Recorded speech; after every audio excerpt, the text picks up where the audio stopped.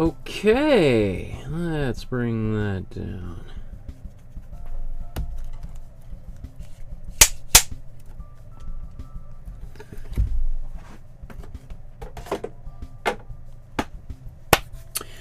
Good afternoon, everyone. Welcome to my studio. My name is Michael Markowsky, and today we're going to recreate another painting by another one of my favorite artists. Today we're going to be looking at the art of Claude Monet. And we've done a Claude Monet painting in the past. We did maybe not his most famous painting, but certainly one of the most influential paintings in art history, Impression Sunrise from 1872, I think.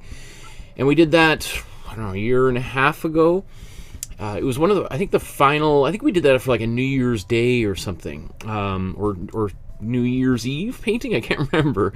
So it's been a little bit of a while since we've looked at this great artist. We're going to go back and take a look at this specific series of paintings he did, the Haystacks series, because this is a very important part of the Claude Monet myth. Not myth, but just his biography and his oeuvre as an artist, because this is a subject that he returned to over and over and over. So for about 2 years, he painted dozens and dozens of haystack paintings at different times of the day, during different seasons of the year, to try to get different effects, to be able to try to describe the different effects that light was having on the sky, the atmosphere, the haystacks themselves, the ground, etc., the snow that was sometimes on the ground, or the grass, etc. So this is a really important, and he did that with a number of other things. But anyway, we'll get to all the biography stuff here. I'm really excited to do this painting. So let's just kind of quickly jump in and talk about the order of the way we're going to work things here. We're going to start by getting an image onto the canvas. This is a pretty straightforward, simple one, and I'll show you how to do that. Then we're just going to apply some paint on the canvas. We're going to stain it, put that first layer of paint. That's the Imprimatura. Then we'll take a little break while that's drying. We'll talk about who Claude Monet was. And then we'll just start going through these different phases here, because usually I like to go to the background, do a little bit of work there, go to the foreground, do a little bit of work there, back and forth for a little bit. And then I always hesitate to make a prediction, but I would say probably in about an hour and 45 minutes we'll be doing our finishing touches, and in about 2.5 hours we'll be wrapping up. So if you're watching this video for the very first time, you can always just jump to the different sections using the time code below, and depending on what kind of device you're using, you can literally just kind of skip to those different kinds of areas, the chapter headings. So maybe just before we do that, just as a reminder, hit the like and subscribe button, hit the notifications. There's going to be a special bonus episode at least on Saturday. I'm putting together a whole bunch, at least 10 episodes dedicated to Ukrainian artists. So make sure you hit that notification bell and join the Facebook group so that you can find out when those are. We'll talk about the Facebook group here in a moment. And of course, if you want to support the channel by making a small donation, here's a number of different ways to do it. Okay, so let's talk about the image transfer. How do we get an image onto the canvas? Now, today's image is pretty straightforward.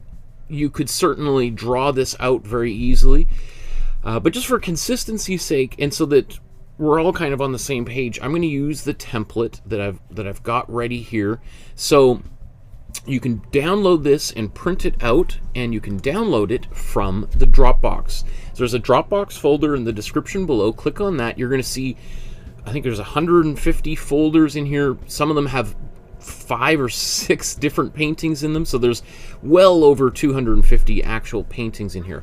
The most simple paintings are at the very top that begin with letters. And the more complex ones these are all paintings we've already done. Where is our Claude Monet? Right down here, 119. So if we click on this, you'll see 3 files. There's going to be more Monet paintings coming up. I haven't put them in the folder yet, so maybe you're watching this a few years from now, like, wait a minute, which ones do I want? That's the Haystacks, because that's what we're doing today, right? So you're going to see the original image as well as the the outlines in a JPEG and PDF format. As I mentioned, there is this private Facebook group. I certainly encourage you to join the group and upload your version of today's painting to the group so that we can all share in the great work that you've been creating. And once a month, I go through this, take all the artwork that you guys have been posting on there, and then I organize it, and then we share it and talk about what's working and celebrating each other's work, and a little bit of gentle, constructive criticism to help you get better, because that's what we're trying to do, right? So let's go back to the image transfer, and I haven't, usually what I do is I try to get this done ahead of time. I haven't had a moment to do that because I got a whole bunch. As I've been getting ready for a new series of artworks,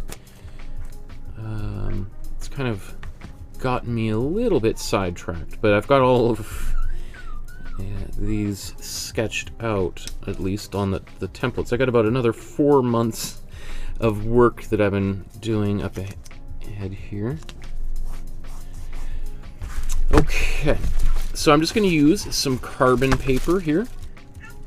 Carbon transfer paper. You can use graphite paper.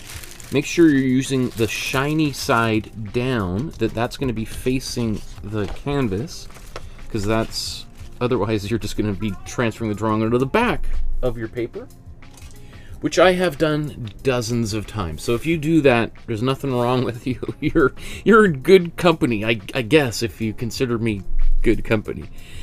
So I'm just going to quickly trace out this. I'm probably not even going to do most of the lines inside these shapes, these kind of muffin-like forms, right?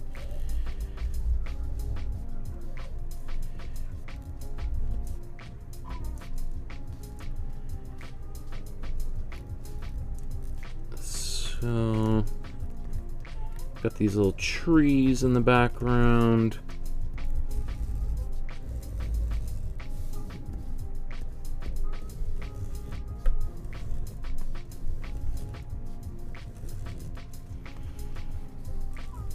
Do I want to do a signature? I might do the signature later. So let's look at the painting and just see, do I got enough done here? Yeah, I think all of that, those radiating lines, all of that will come. So I'm not too concerned about that. So let's take this off. Very simple outline today. One of the more simple outlines. Some of them, you know, could take 10 minutes to do some of those details, which, you know, generally makes for a much longer painting. You can usually tell, like, if the outline is really complex, it's like, oh, that's going to be a longer painting. If the outline is pretty straightforward and simple, it's going to take us a lot less time. Okay.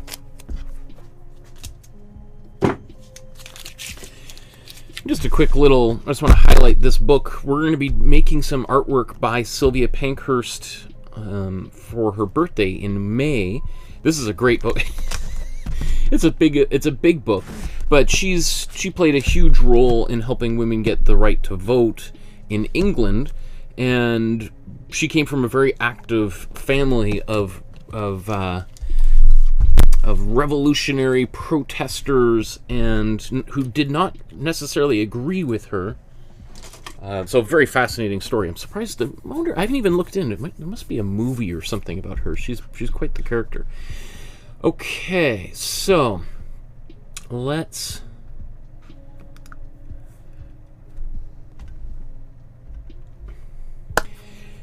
now what we want to do is get some paint on this canvas to get it started. And I haven't had a chance to think too much about this painting, so I did sort of look at it and think, like, wow, I don't know how this one was started. There's a lot. It's a pretty thick paint on this canvas, so determining what came first is pretty hard. I think I'm still going to do what I normally do, is put my warm yellow down just to get started. And actually, before I do that, since you're probably wondering, oh, what does that mean? What does warm yellow mean? Okay, so the color that I'm using to do all these paintings is this. It's the Amsterdam brand of paint. I'm not sponsored by them. They don't pay me anything. I just think they're a pretty good brand that you can get cheap and works pretty well. We've done, all of these paintings using this paint. It's one of the less expensive paints, which is one of the reasons why I chose it. If you want a bit of a much higher quality brand of paint, but for most beginners they won't notice any difference whatsoever, is this Golden brand. They're probably one of the primary, most well-known ones, and you can get very, very similar colors. Obviously they're named differently. Also as well, Liquitex, this is their kind of economy brand.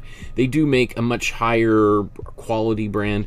Mostly the difference in quality is just the pigment load, and so the amount of powdered pigment in there. You could think of it like a cheaper paint like we're using is like a soup that's got an extra little bit of water in it versus a soup that's got less water and is more hearty. Right? So you're just going to get brighter colors. If we add some medium into them, they're going to stay quite saturated with their color despite being thinned out a little bit. Winsor & Newton, Artist Loft, the Michael's Art Supply brand, Buzz, Peebo, Holbein, Daler-Rowney, right? So lots of different paints that you can use for these episodes. So I'm just going to I like using the remnants. In fact, let's get not a lot of paint left in here. Maybe that's too much. Okay.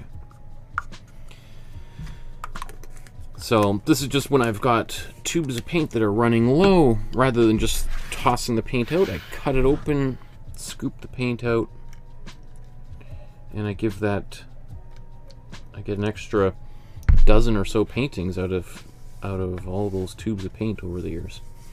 So I'm just adding a little bit of water into this paint. Just thins it down. It's also going to speed up the drying time. You could add medium into it, but I always find like medium, especially if you're a beginner, you have to kind of work quickly, because once medium starts to dry, it kind of gets pretty tacky. So you gotta learn to kind of brush paint on quickly, which is, today's episode is not one of our beginner episodes. Usually our beginner episodes are on Tuesdays, but today's class, which I don't think is out of the reach of most beginner artists.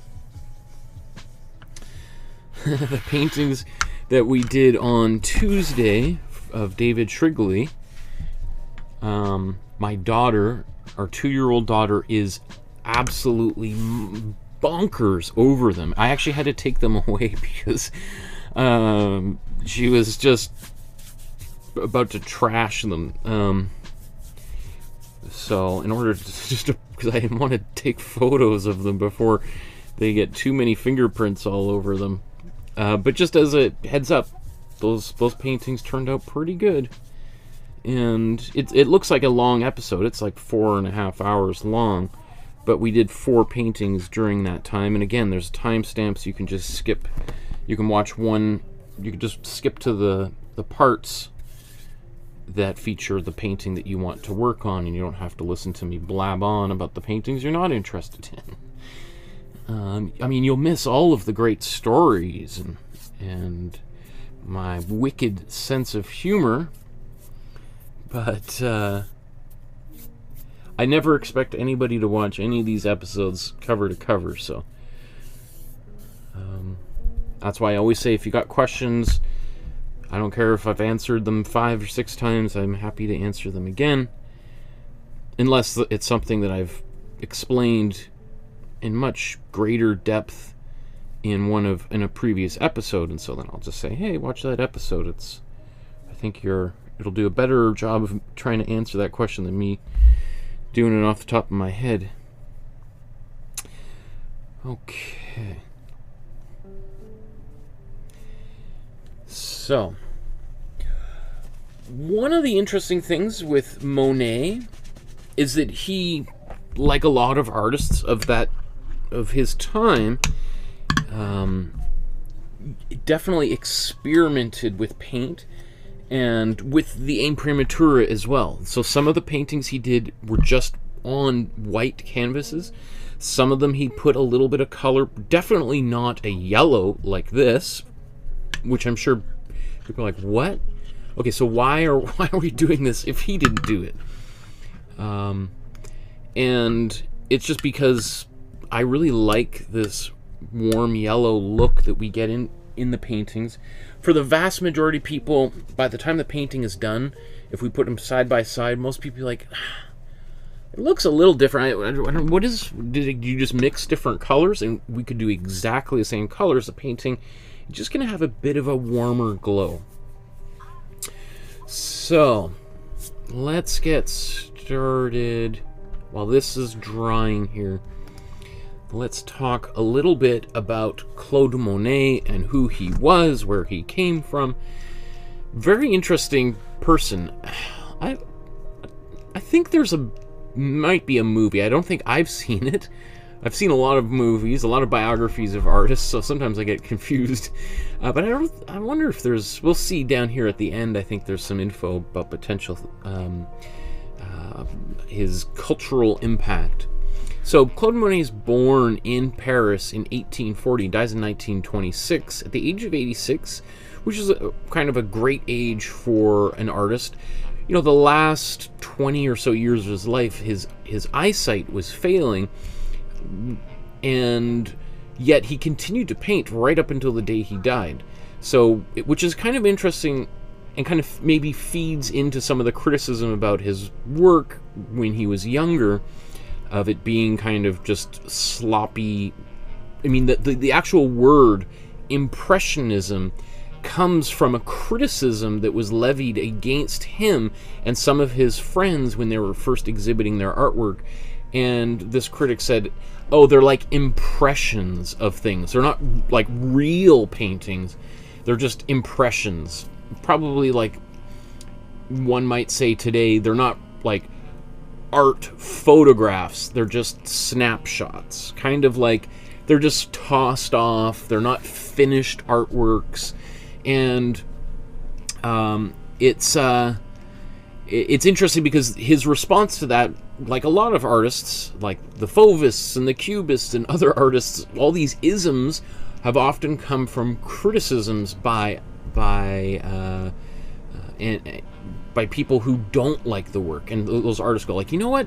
I'm going to take that idea of impressions, that it's just an impression, I'm going to embrace it. And that's how he came up with Impression Sunrise. This little painting there was sort of his kind of tongue-in-cheek response to it, but it caught on and everyone was like, actually, I kind of like that. I like this idea that we're giving people an impression of what it feels like to be in that space and to see that light and to feel the wind on our face. Because most of the paintings the Impressionists did, well, in general, were painted outside, en plein air, as it's called, or outside in plain air, I guess. Plein air, you know, is a French term for just like outside, right? And so he's painting in the rain, he's painting in the bright sun, the hot sun, you know, all sorts of different weather, sometimes even in some light snow.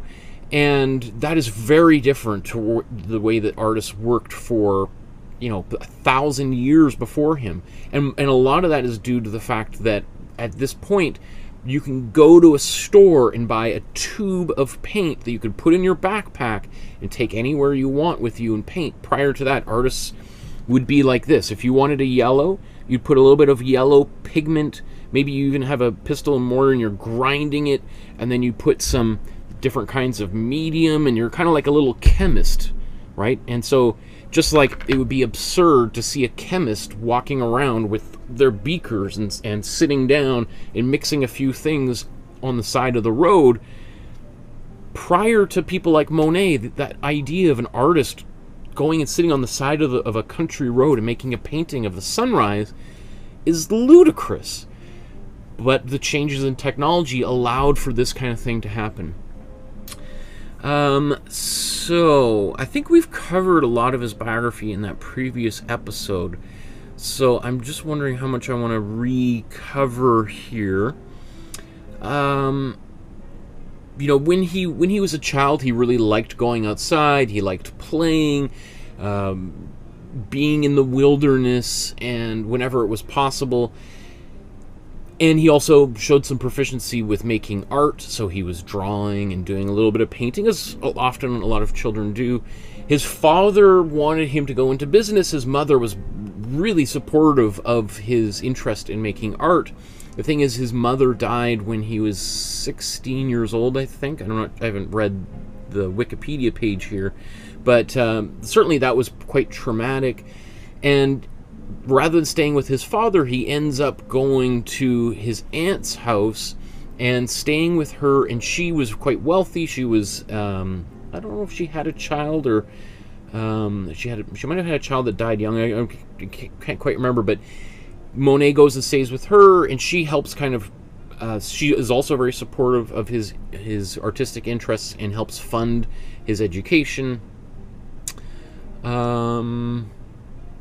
And so he goes to study art at l'Académie Suisse in Paris, and that's also where he meets a number of other artists, including one of his best friends, and Auguste Renoir. We've done a Renoir painting, The Woman Reading the Book. Again, that was a couple of years ago.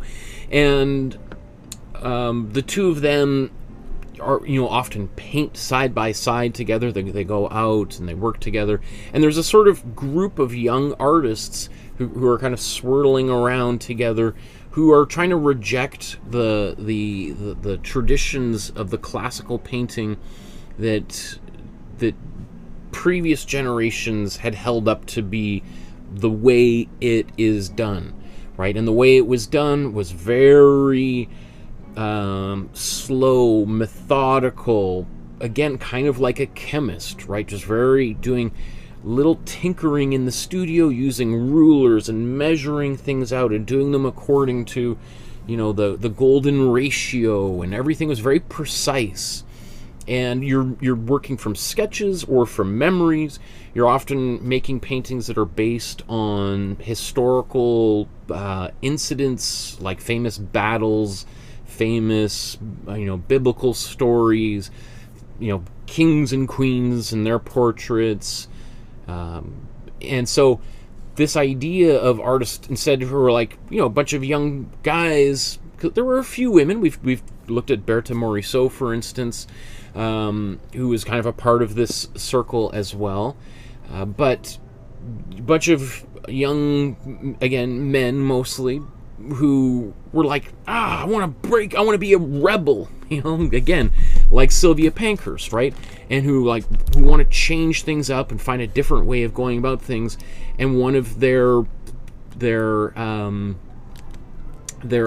idea was just to react against what their teachers and the previous generation was doing, and to instead try to work quickly, to try to work on location, en plein air, as we've talked about. And those works were not popular with the old guard. Not surprising, right? Because really the way that art was the only real way that you would have to see art. There were some private galleries, and there were some museums, but 1865, that era, where Monet is in his mid-20s, trying to get his work out there, you had to go through this system which was called the Salon. And the Salon was this, not just an exhibition, but it was a juried exhibition. So you'd submit your art to get into onto display, and if you're doing anything radical or innovative, those would be rejected, mostly by all these big old white guys with big beards who were sitting around smoking pipes, and who didn't like anything that was not a continuation of this classical tradition.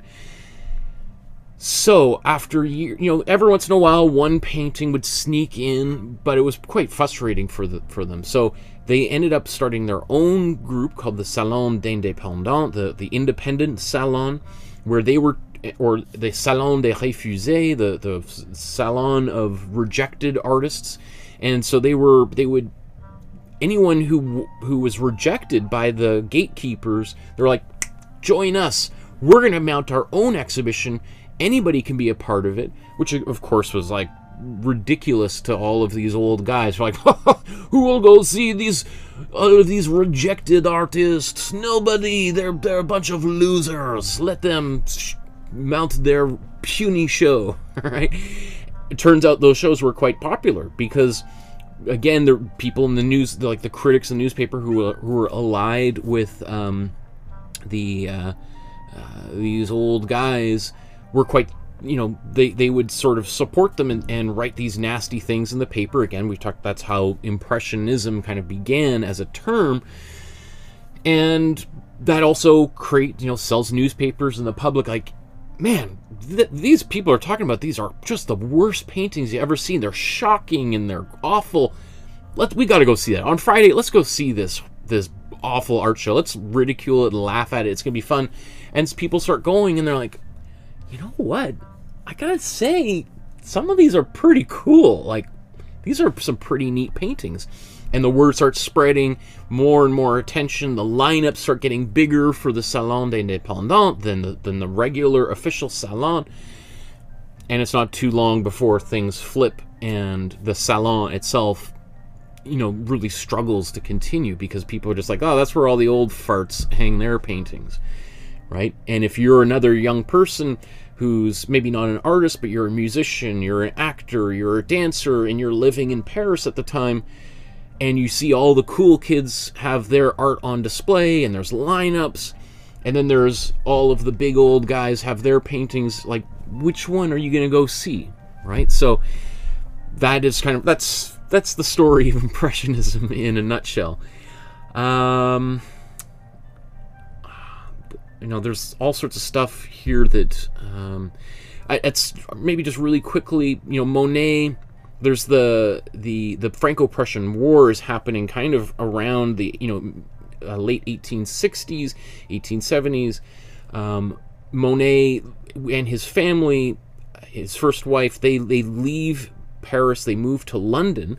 And he stays at the Savoy Hotel, and he makes a lot of art when he's in London as well, and that also really helps establish his reputation beyond just this sort of Paris milieu, and becomes more of an internationally known artist. Those paintings start making their way to the United States and to Russia, and quickly Monet is building quite the reputation for himself, and he starts selling some paintings, not quite too much, but he's now being quite the machine, and he decides to move out of Paris to Giverny. I'm not sure if we have any. Giverny is like this little village. I mean, even today there might be 1,000 people who live in this little village out northeast of Paris towards Belgium. And you can go visit Monet's studio. He was renting the studio and eventually was sold enough paintings that he bought the studio and this house, and then turned the backyard into this beautiful Japanese garden. And of course, that also really inspired a lot of his water lily paintings, etc. The paintings that we're going to do today, this Haystacks series, is mostly kind of been done. I thought some of these were earlier than this, but anyway, so again, for about 2 years he was painting these haystacks or wheat stacks, and again going out every day, working on the same composition. Sometimes, I mean, I wonder potentially if he may have had a number of things just like this, like prepped up a canvas with like even a sketch of, had the whole Imprimatura, everything done, and then just so that he's already ready to go. He you know, and you might say, oh, he's fudging it. And maybe there's not, you know, maybe there's a, he's got this one here and this one here, but in actuality, there's a haystack here, and this one doesn't even exist, or it's over here, and he might have collaged them. I'm not saying that that happened. I'm saying if I was in his shoes, and I was going out and making a painting like of haystacks, you know, every couple of days, I probably would do that myself, just to speed up that process, so you're not fiddling with that first few steps like we've got here. So, speaking of which, there's so much more we could talk about in terms of Monet, because he's such a well-known figure and so much research and information is out there. Although what is interesting is that he's kind of also famous for destroying a lot of his artwork, and and burning a lot of photographs and sketches. When he got married the second time after his first wife passed away, his second wife demanded that he burn all of the letters and photographs of her, which is pretty messed up. So a lot of what we know about his younger life has been is kind of contested, but certainly towards the end there, because he was quite famous. So, okay, I'm going to start putting this paint on the palette here. Again, we've talked about what these colors are, and we're going to use, I'm sure, all of these colors. Monet is also quite famous for using black sparingly. So in this painting, we're just like we've done a lot, we're not going to use much, or we're not going to use black, because, you know, as if you've been watching for a while, you know that we don't even need to use black. We can mix our own very easily.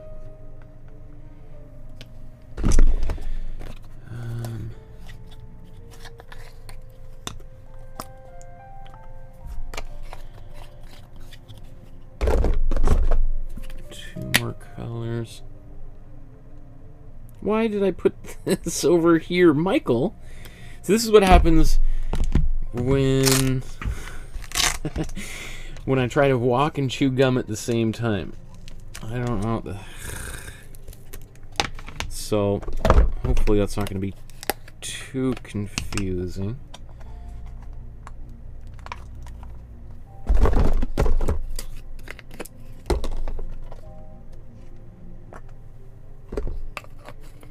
I wonder if I should move the paint. I might move this paint now that I think about it, just because we're talking about an artist who's all about color. And in order to avoid as much confusion as possible,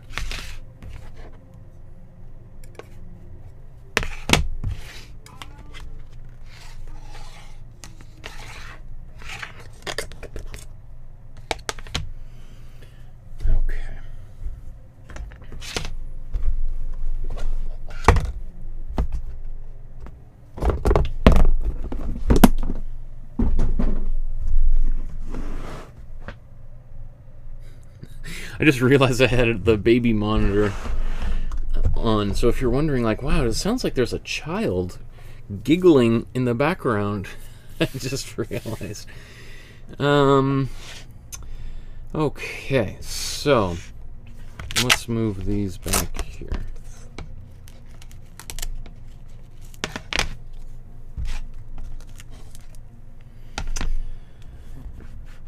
So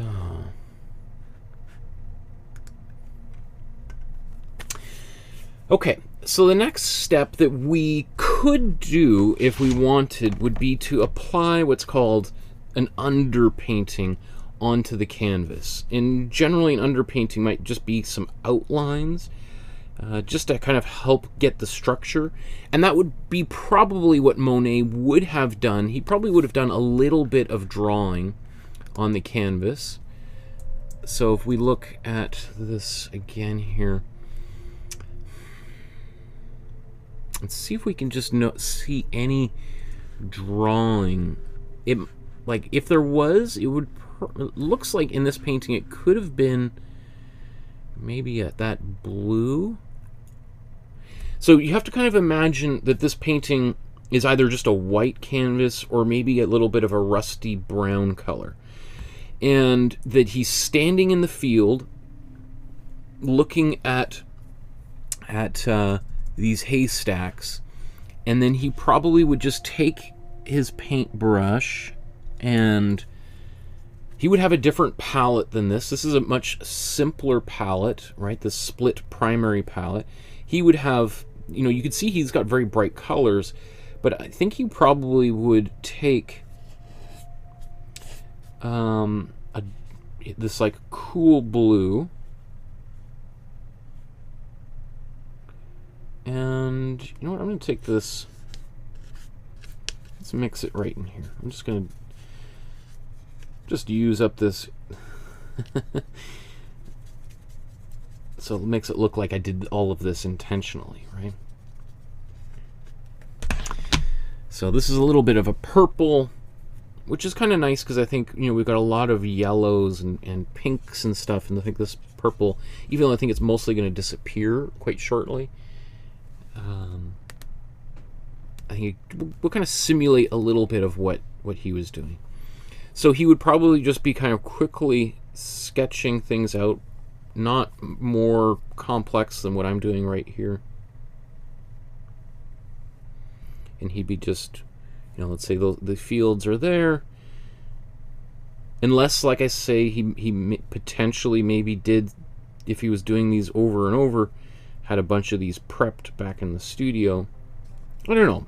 That's there's probably some articles in journals talking about his, because I'm sure they've x-rayed a number of these, and usually in those x-rays you can see sometimes the different kinds of pigments that were used, and because they'll all have different, you know, they have different compounds in them, and that would help us understand, you know, the process that he was, because then you can literally, with those x-rays, they can separate them out and they can say, okay, here's a whole bunch of cadmium yellow, and you can kind of separate that color, and you can even see in what layer it was. So let's say there was cadmium yellow, and then there's cerulean blue, and there's cadmium red, and such, and so I haven't read those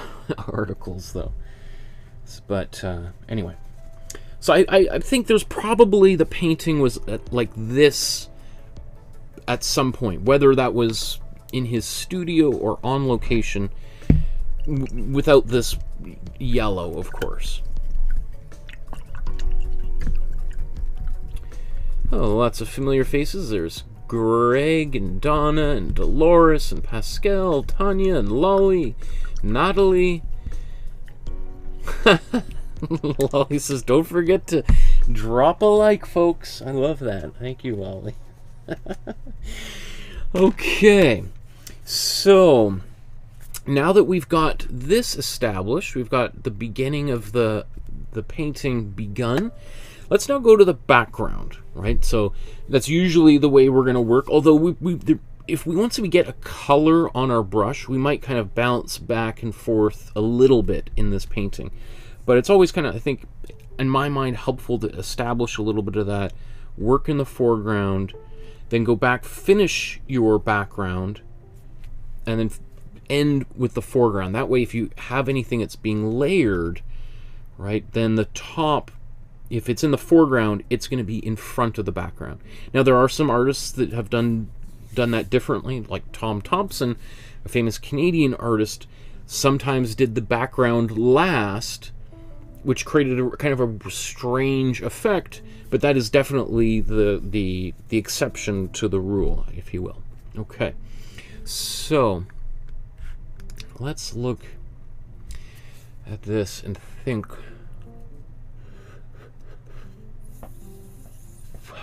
I don't know what he's up to here. I mean, how would we want... I do see there's some of this blue under here,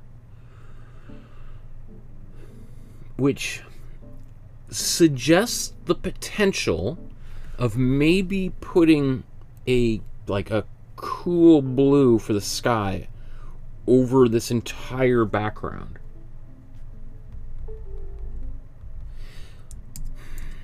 Like, I think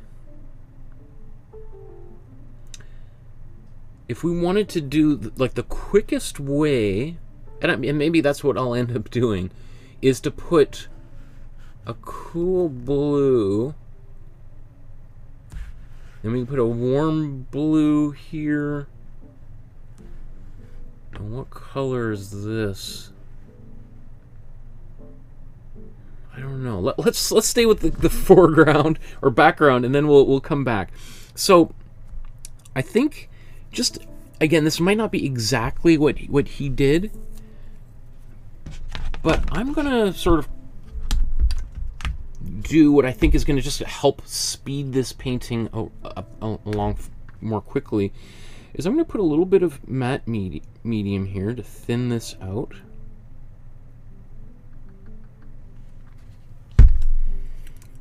And then I'm going to add some white.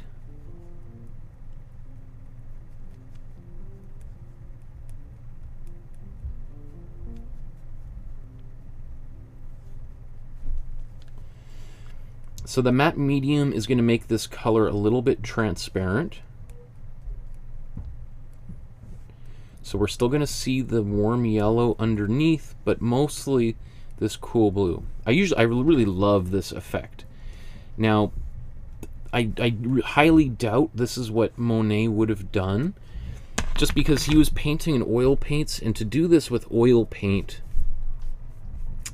would be would just not work very well for a fast, like if you're trying to paint, like, because this kind of thing could take a week to dry in oils. So you know, it's possible that he might have done something like this. He might have had a bunch of these prepped too. Again, I'm sure there's, you know, if there was an expert on the art of Monet watching, would just be like cringing. Oh, why are you spreading so many lies about Monet? It's just making my ears bleed. I'm just trying to think about his process from the point of view of an artist, and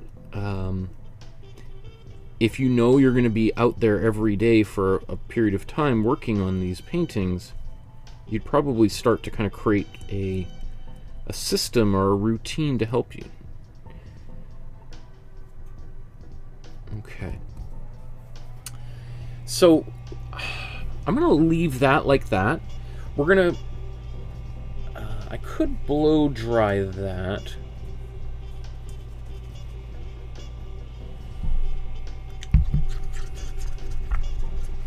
Speed up. You can see it's a little bit patchy just because I didn't blow dry the yellow, so some of that yellow mixed in with the blue. So, but again, all of this is going to be covered with little brush strokes as we go here, so maybe that's good just like that. So how about now that I've kind of done something a little bit out of the ordinary,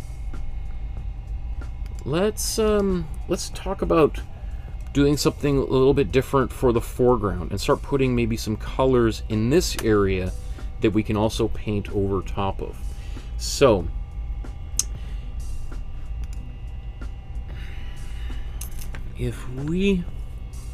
what if we do the same thing, but we put a little bit of a warmer blue in the haystacks, and then what if we take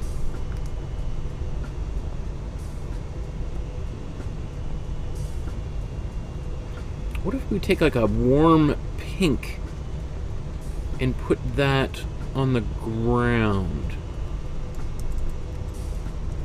I think so let's just see how things go. Let's take some of this blue.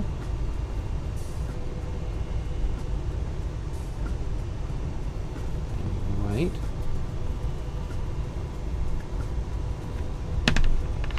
Oops.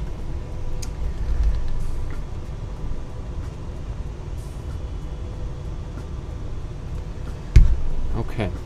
So you can see here's my cool blue with white and matte medium. And this is my warm blue with white and matte medium. So I just took this warm blue and some white. And I'm going to add some of this matte medium to make it a little bit thinner.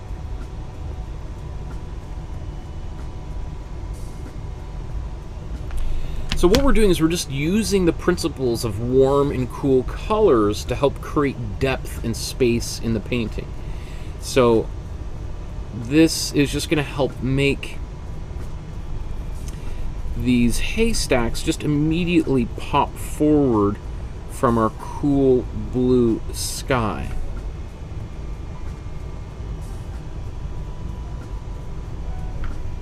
And I'm not concerned at all about covering up any of the, or you know, I don't care if it's a little bit patchy.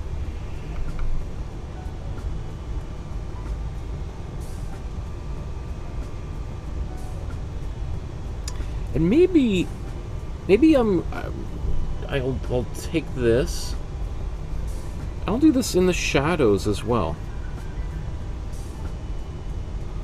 What was that? Here, let's.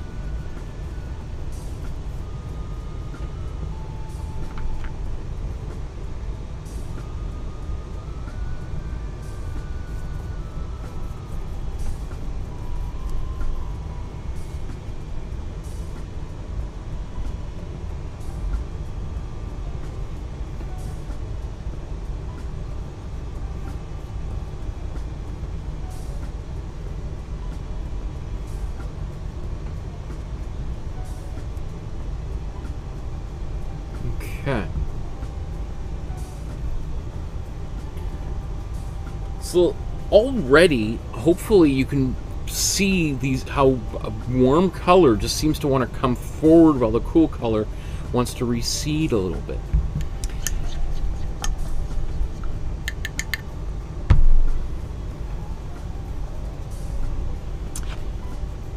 Now, I'm going to do the same thing for, I'm going to make a little pink, maybe a little bit of a slightly peachy color now that I think about it. So take some of this white.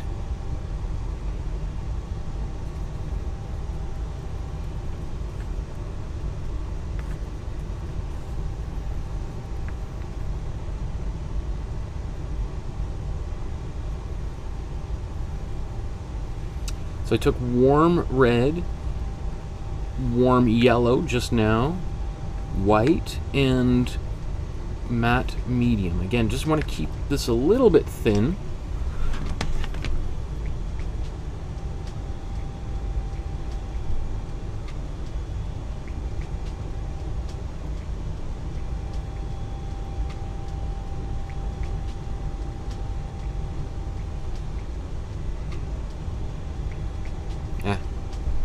Oh, we gotta wait for that to dry.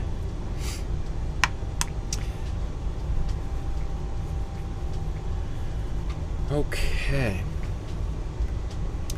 So that might seem kind of strange to start. I think obviously those colors are there. He's probably doing this in much smaller brush strokes and building it up to kind of create this illusion. So what I've done is just sort of, this is the Cole's Notes version of this painting, is just to speed it up, jump a couple of hours forward, and get it to this point. And I'm going to sound like a broken record again. It totally wouldn't surprise me if he did something like this in his studio. You know, if he made 20 paintings like this, you know, on location, and he's painting like this, and then the sun's coming up and sort of changing everything, it wouldn't be too out of the range of possibility to imagine he would go like, well, let me get a bunch of these ready with this paint like this. Then I can go out there and while the sun is rising, because that sort of looks like what he's painting, or maybe it's a sunset, I'm not sure. This is all dry, ready to go, and he can just now get more specific. That's my theory that I'm thinking about as I look at the painting, as I try to recreate it, which is one of the reasons why I love doing these episodes, is it forces me to try to think about, like, how did Monet or any of these other artists make their artwork? And when you have to do it, it forces you to kind of to do it, right? And you start thinking, well, that would, if he was painting outside in oil paint to get, you know, this would take like a few hours, and by that point the light is totally changed. How could he cut a little bit of that time out, save himself some time, so he can actually paint exactly what he sees, right? Wow, so many people in the chat here. So many. There's John there as well. Rena says, good evening. I just love watching and learning about the art history. One day I will paint along. One day, very soon. I feel so happy when I watch. Thank you, Michael. Great to see you, Rena. Yeah. Wally says, I totally understand. Lolly says, been a stressful few days. My dog has been sick. Emergency vet visits and some tough nights. I've been looking forward to relaxing here with Michael and fellow art lovers. Oh, I'm so sorry to hear that your dog is sick. Oh my goodness, that is stressful.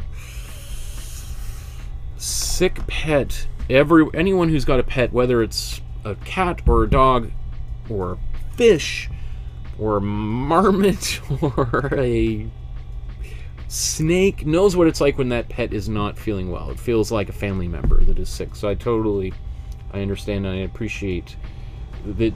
It makes me, I feel very honored that this is a way for you to kind of get out of your head a little bit and have some respite from that anxiety. So I appreciate that. Okay. So the other thing, Monet, if you're painting in oil, you're painting wet on wet, usually. So I might not do some blow drying today, if I can help it, although this would probably be helpful if I blow dried. I think I'm going to blow dry this for just a couple seconds, and then for the rest of the painting, probably not. I'll probably leave it and let the paint sort of mix on the canvas. But I'm going to mute the microphone for just a moment.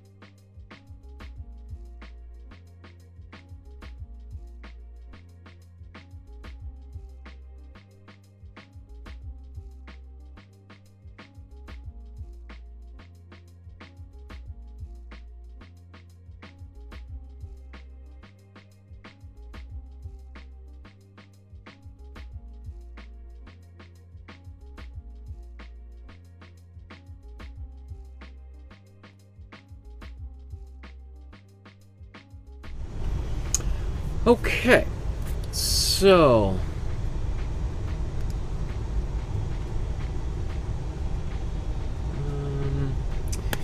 let's now go back to the background, and maybe we'll finish the background. We'll see. We'll get a bunch of paint in there. We might do go back to the foreground and then back to the background a third time. We'll see if that's necessary for this painting. But if we're going to work on the background, now that we've got this cool blue established, what should we do?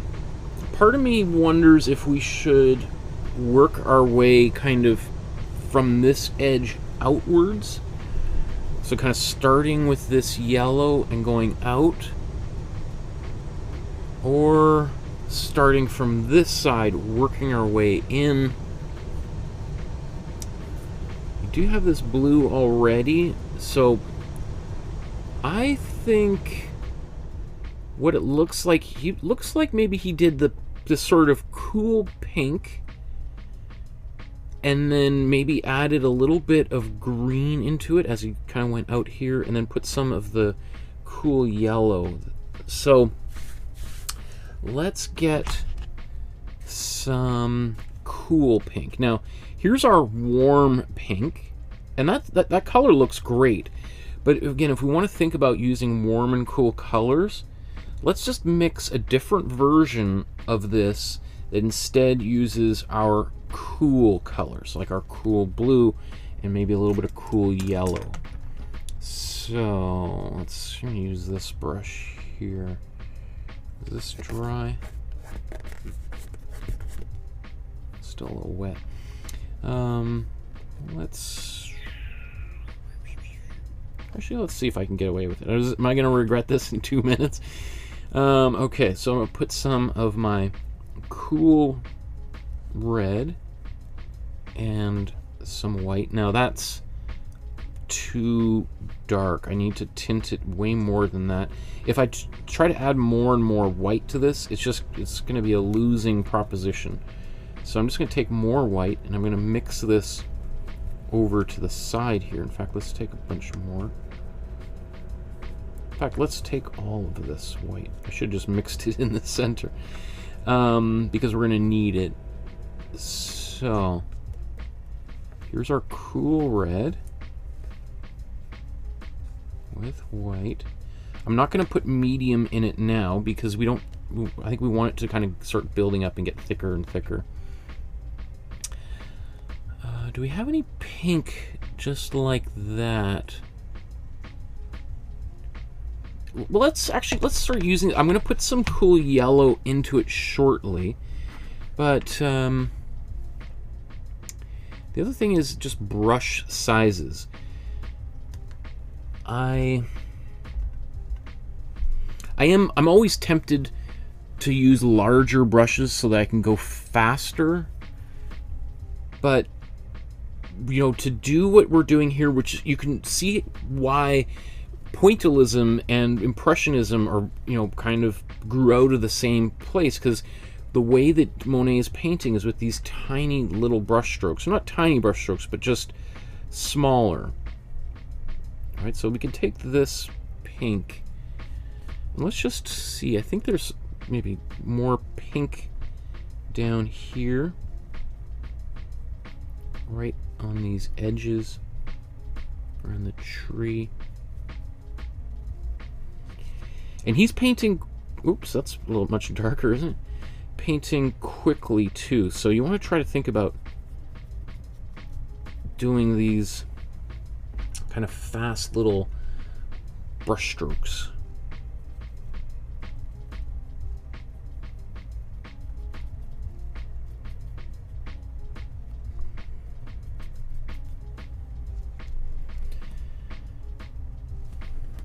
Let's zoom in.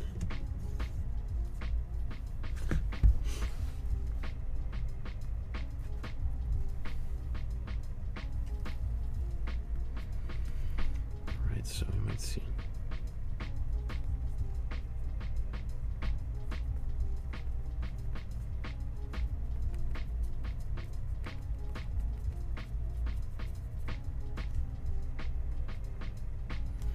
There's going to be, we're going to play with these colors. Let's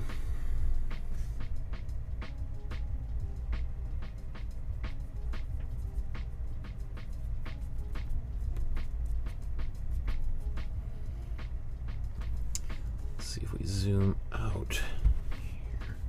I think I'm going to use this color and kind of apply the paint really quickly, and then we're going to do a little bit with, get some yellow in here.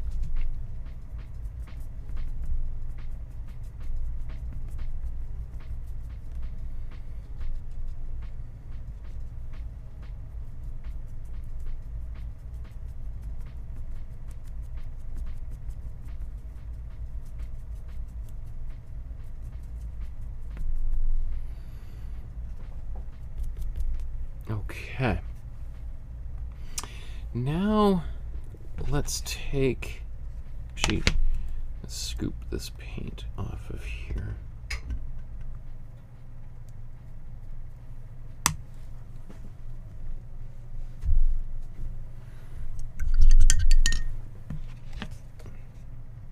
I'm going to take a bit of my cold yellow. Let's put this off to the side and mix a bit of this in here. Is that going to go, is that too... My only concern is it could get a little bit less intense just because they're further almost across the palette from one another. So maybe let's take a bit of the warm yellow. How will that react in here? Okay, so I'm putting some of my warm yellow into this cool pink. And it's not quite as kind of brownish as the cool yellow was, right? Because they're much closer together on the color wheel. So now let's, this might be needs a little bit more white.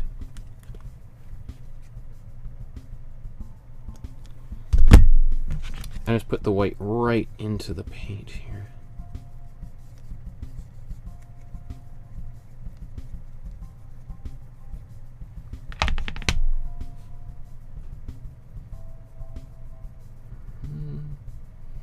It's kind of a bit of a shock, maybe a little bit, could be a little bit less white perhaps, but anyway, we'll just keep on building it up and we'll see how it looks. Actually, now that I see them side by side, it feels okay.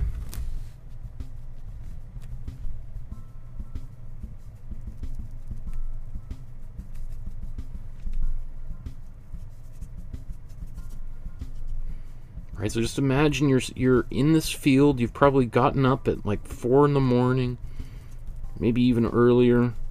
Maybe you're up all night long, and you've carried all these materials, probably not too far away. He wouldn't have had to go too far to find a field like this because he's living in Giverny at the time, which is right in the middle of the countryside. There would be farmers all over the place.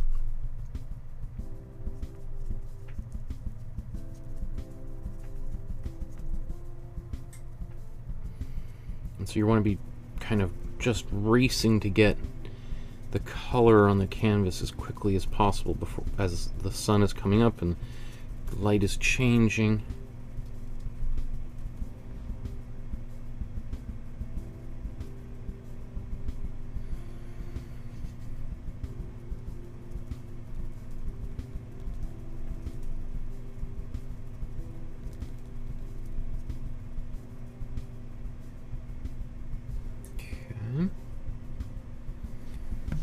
Take a bit more, just make it a little bit more. Oops, that's a little much.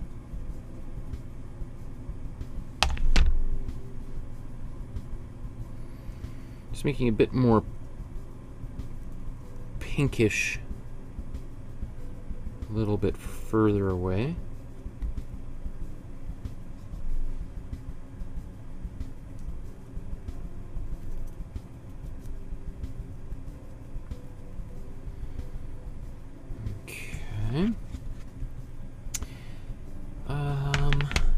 Now let's get some more white on there. I'm going to take some of this cool yellow and white.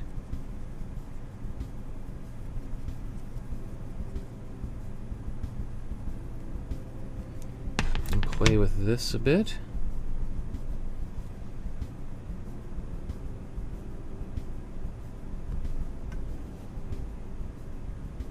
And I think we're going to be bouncing a little bit back and forth between these colors too, so.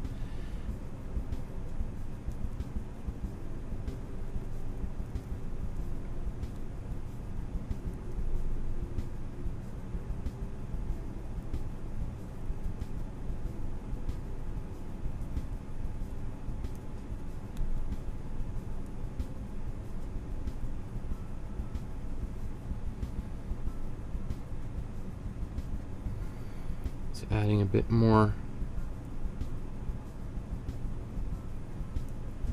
cool yellow.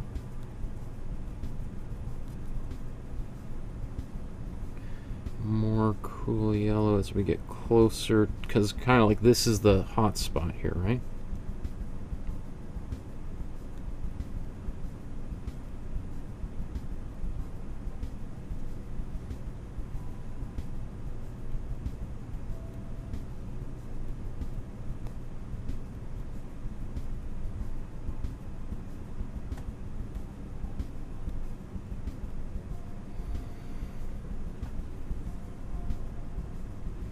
And to the point where I'm just now kind of using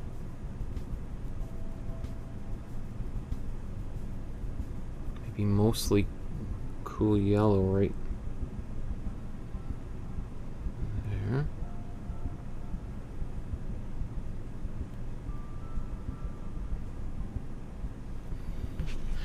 Okay, so now I'm just going to come back, take my colors again, and with the paint still on my brush,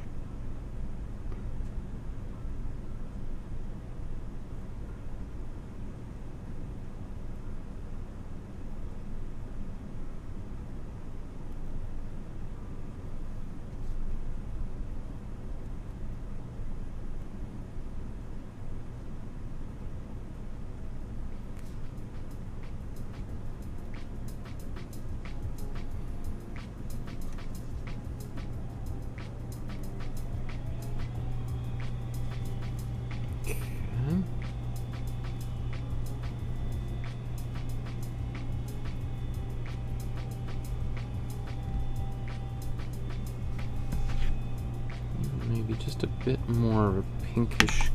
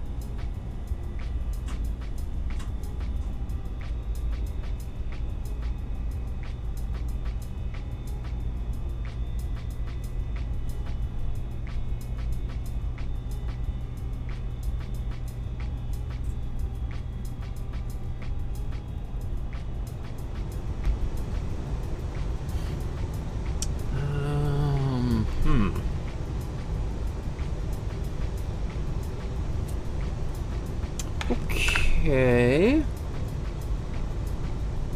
I'm happy with that so far. This is gonna, it's hard to do this with these shapes down here not also being kind of identified. So, and we want a little bit of even some green and cool yellow up here. So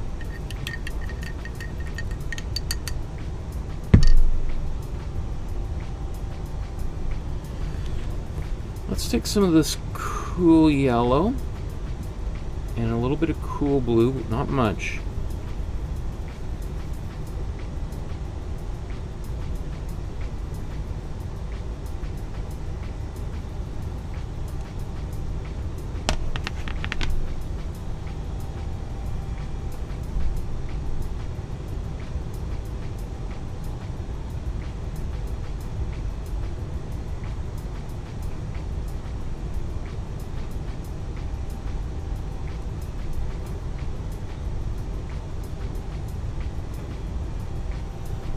Kind of nice, that little bit of green in the sky.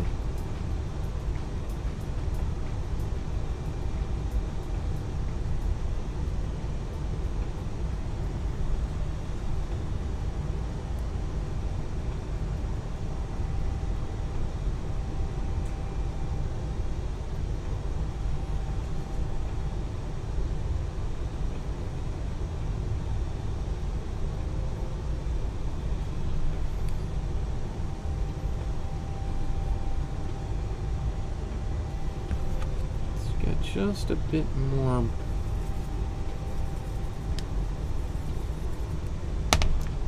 might be a little bit too minty color.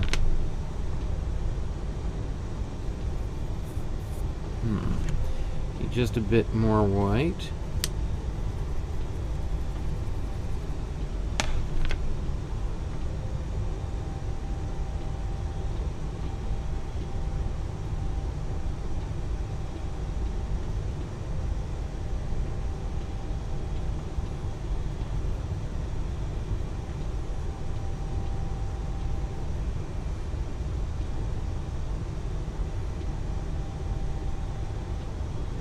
There's a little too much blue. Got a bit too teal there. That's okay.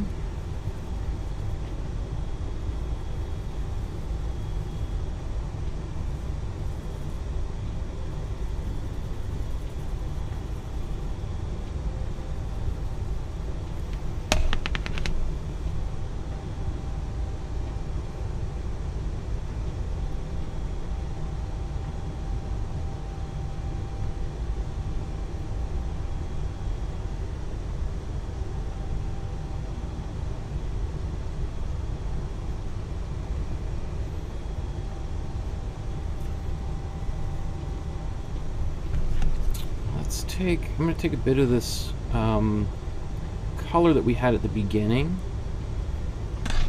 Let's see if I can... Oops, maybe a little bit too thickly applied.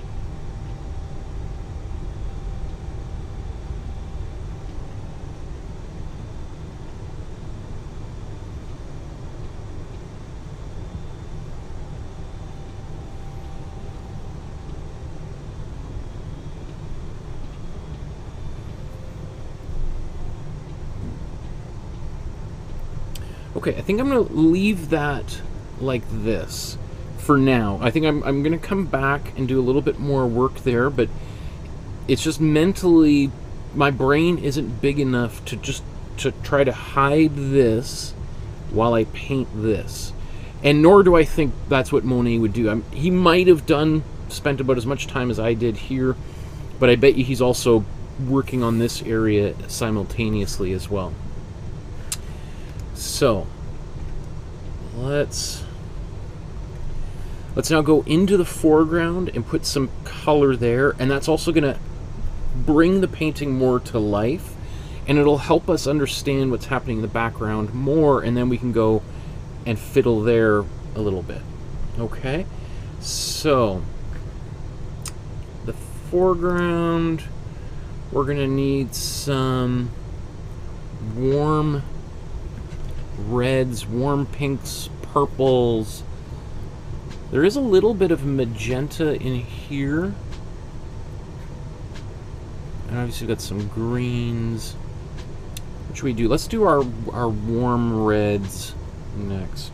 We could use this color that we mixed for these areas, but it's also got some matte medium. It's a little bit thin, so I'd probably want to just make a newer version of it that's not quite so transparent.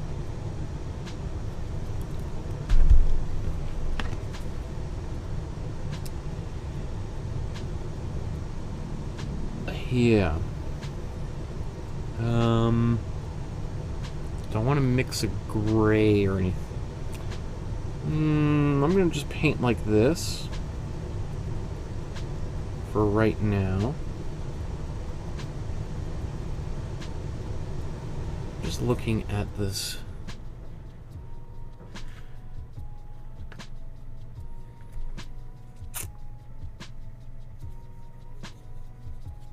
Let's see, if we put these side by side, I think I'm going to actually end up putting maybe even a little bit of blue from across the color wheel into this, just to make it not quite as saturated in the shadow. Again, it's really hard to do that when you have to kind of just start putting paint on and see. One thing that's working to my benefit is because I put this warm blue underneath, it's actually going to sort of, especially where this color is a little bit thinner, kind of almost create a gray, almost as if I put a little bit of blue into this paint. As it builds up thickness, it'll become less and less effective, and it'll just go like a pink. But at least if it's thinner, we sort of get that same sort of look that we might otherwise see if we mixed paint together. We tried to mix this. So we see a lot of different crisscrossing brush strokes in here.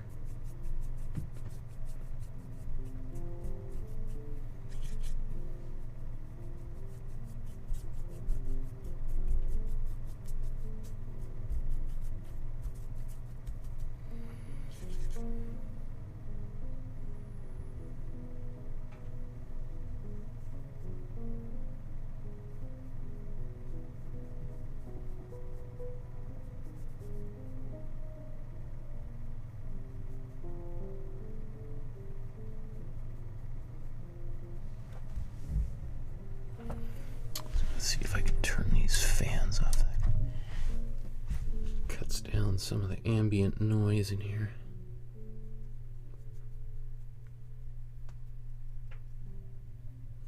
I don't want to put too much of this pink, this warm color back there, just because we don't want, even though this is that's the background and this is the foreground, technically this is, you know, kind of our middle area, so we want it to be kind of maybe a little bit in between cool and warm, right? So this area here is a little bit more neutral.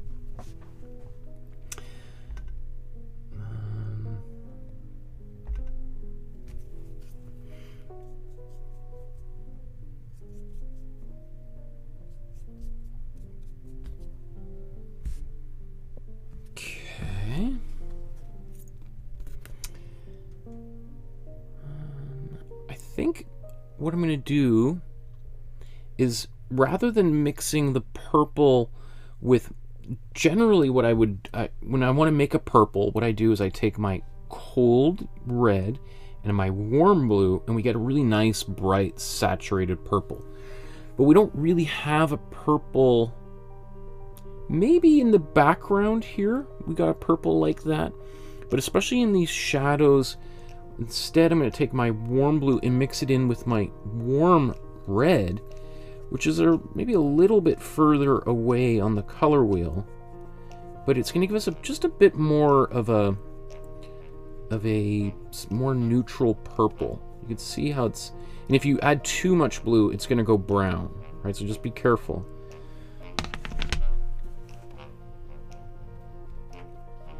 Like, do you see how that color looks very similar to the color I just painted, the warm red with white, where it's thin? It almost looks indistinguishable, because it's basically like I've got, like we have the warm blue underneath here that was sort of optically mixing with the warm red. Now I just basically, I'm painting with a simulation of that color, right? So in fact, I think to myself, maybe I need to make something a little bit different than this. There's well, I don't want to paint over all my blue. So what is another color?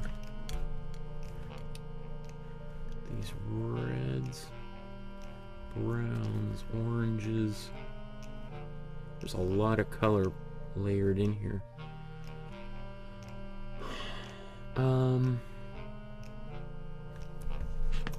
Maybe I'll take instead the same color I just mixed, but what if we just put a little bit more red into it, so it just becomes a bit of a deeper red? I might use there's a little bit of fully saturated red in here, but we're just looking for some of these colors in here.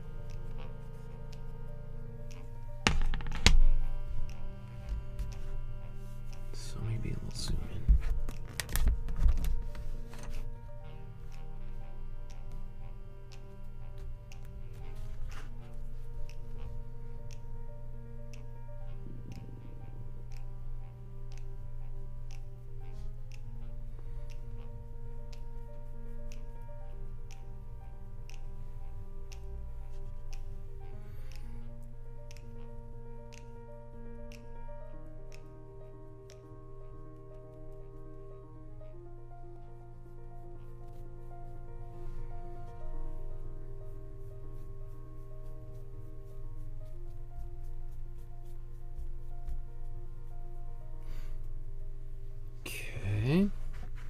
well, let's just look down on the ground. Is there any room for this color?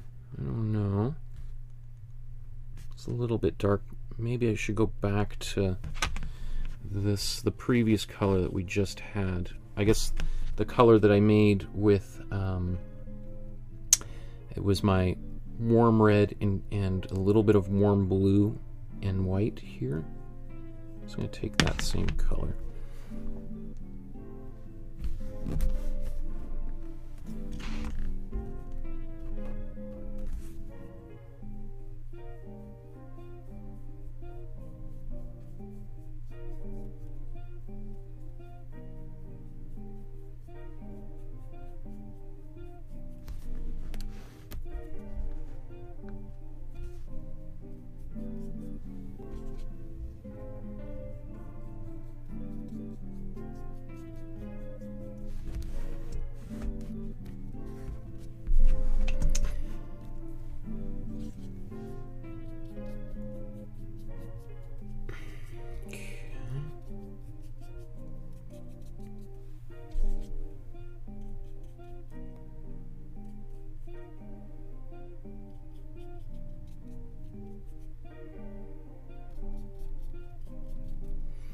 Also, as things are going back, they should get maybe just a little bit more white in there just to kind of lighten them up a bit.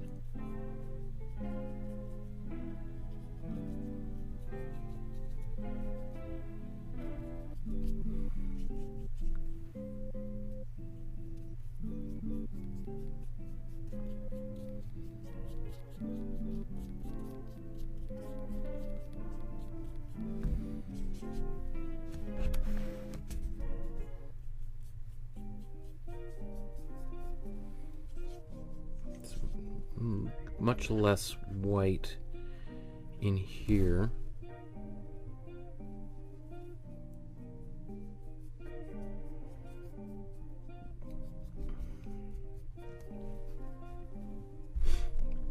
Okay, let's just take a moment.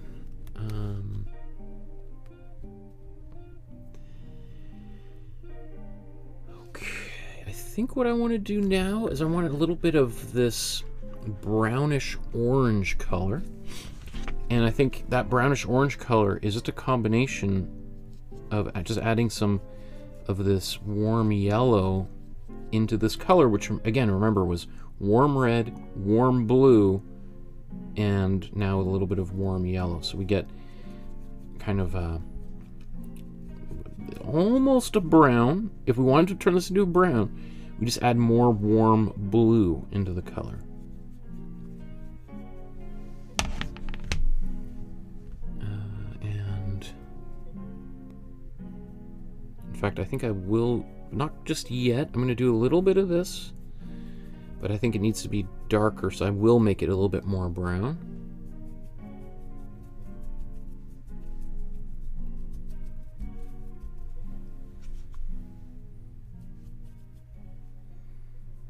This color kind of works well right on these edges.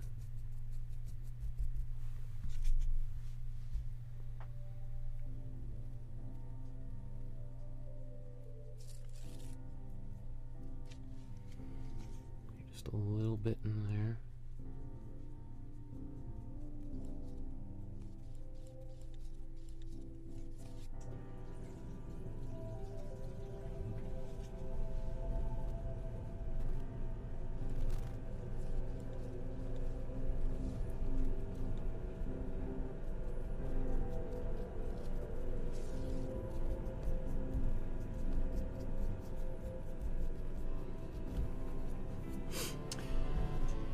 Okay, I think before I go too much further, what I need to put some warm red right out of the tube.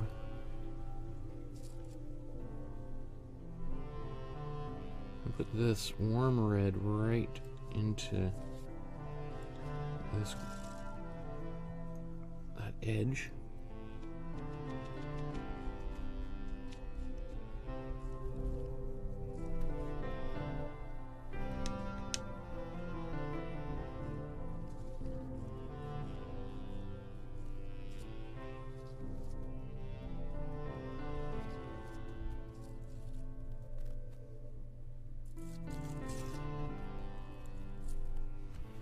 Probably have to amp that up a little bit more. Now I'm just going to take a bit of white.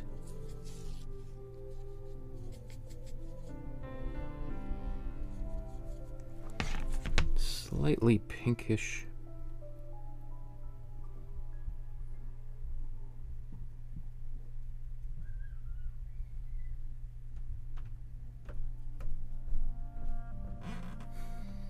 Our daughter is awake from her nap. Okay.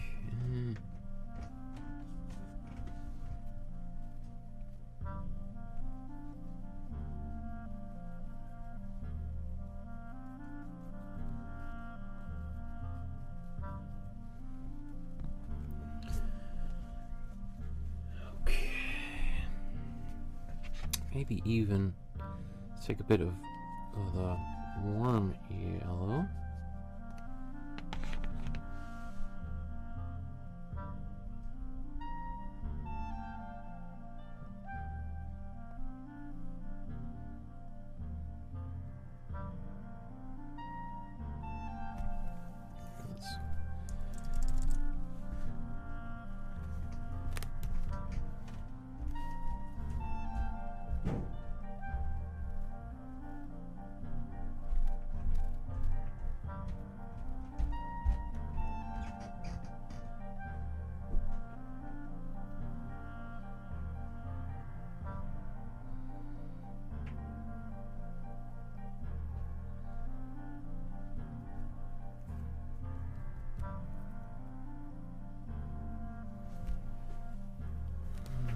Any more?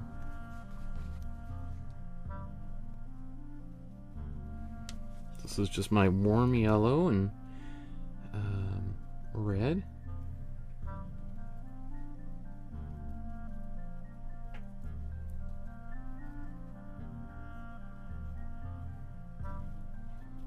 And maybe a little bit of, yeah, there was some white in there again. A little bit of that.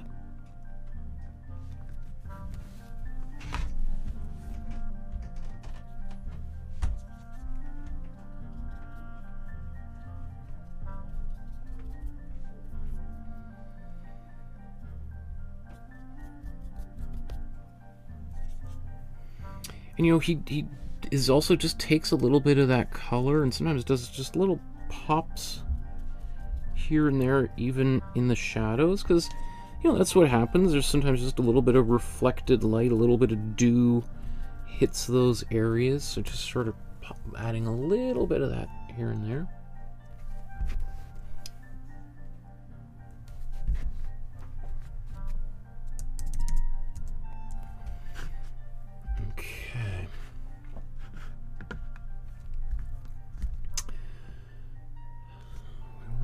We're going to add, maybe let's just do that right now. Let's take some white, mostly white. A little bit of red. I think I should have had even more white, but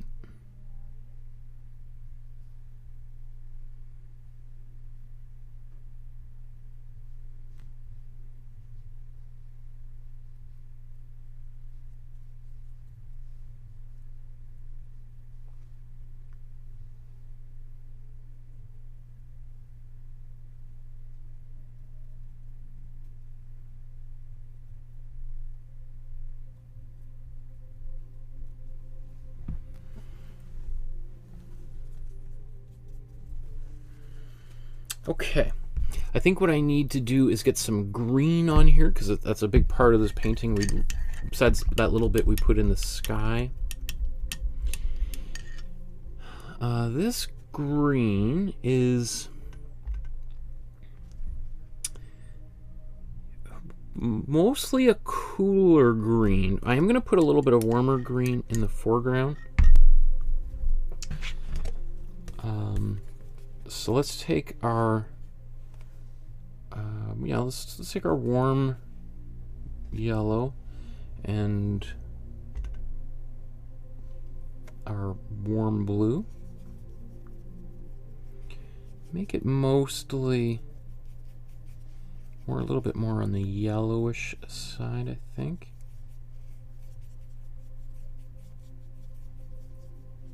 Don't have too much of this color here. Little bits in here, and even maybe even more so back here, oddly enough, and a bit here.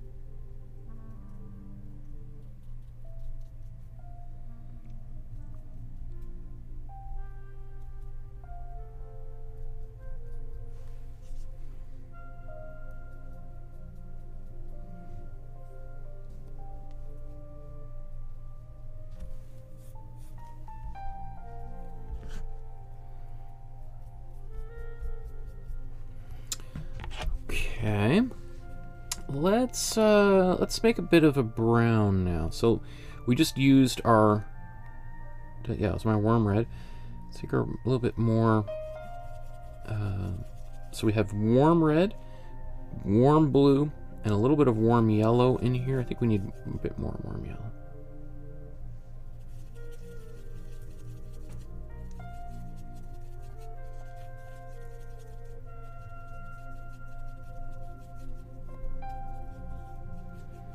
That might be just a bit too dark. Remember, we were just painting with a bit of a kind of a slightly brownish color. This is much more. Don't know if this is too much.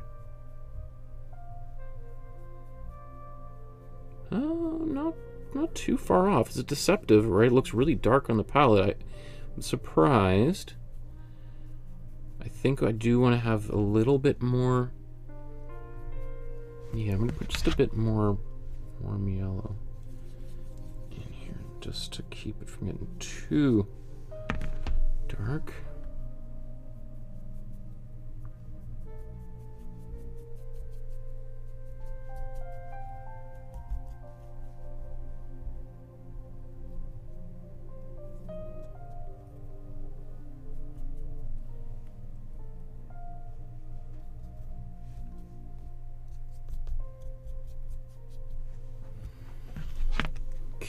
I'm going to take maybe more red this time. Press into a bit more of a reddish brown.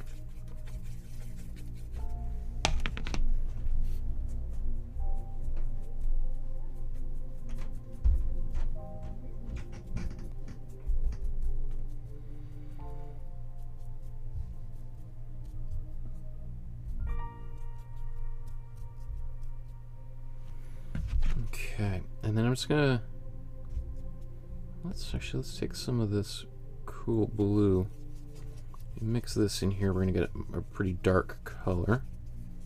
I'm not gonna use too much of it, but just a little bit of dark color. You see down here. I also see a bit of it.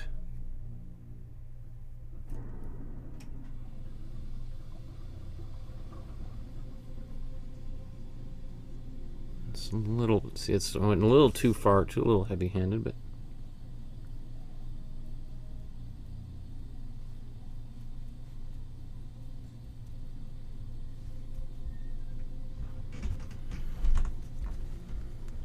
okay.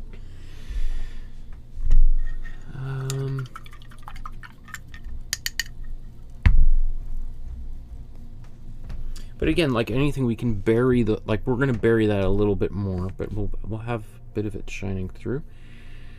Let's take a bit of our magenta, I think. And where should we mix?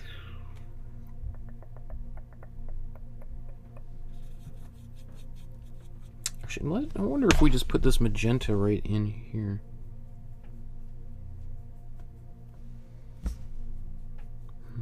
Might be a little bit too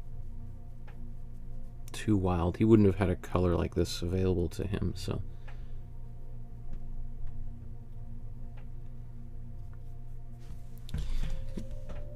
Let's take a bit of, I'm going to take actually this magenta, I'm going to take a bit of my brown that I made. Just make this a bit more of a magenta brown. And what that's doing, taking these warm colors, mixing them into, into my magenta, is that we still get a bit of that magenta color, but now it's just not quite as intense, as kind of pop-like as that.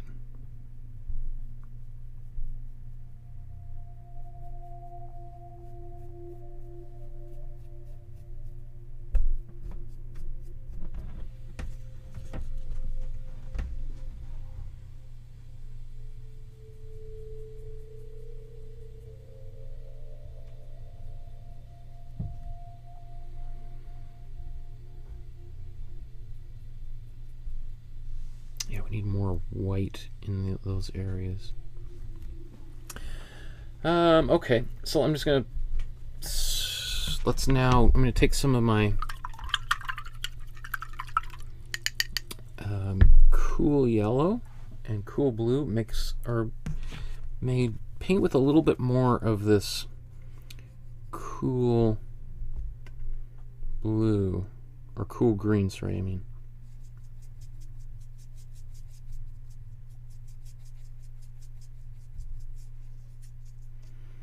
I'm going to take a bit of white in here. Otherwise, it's going to be just too radically poppy. Although now that I look at it, maybe actually I'm going to go back and do some without this color, without the white in it, because I think now that I see how it's all working, that color would have been fine.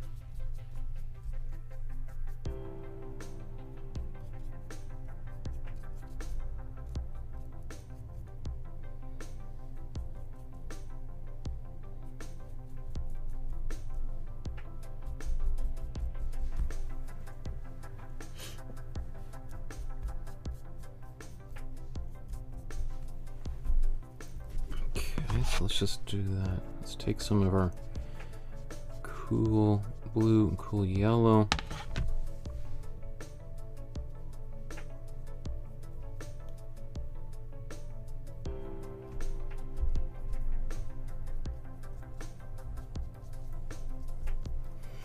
What kind of blows me away is that he didn't have access.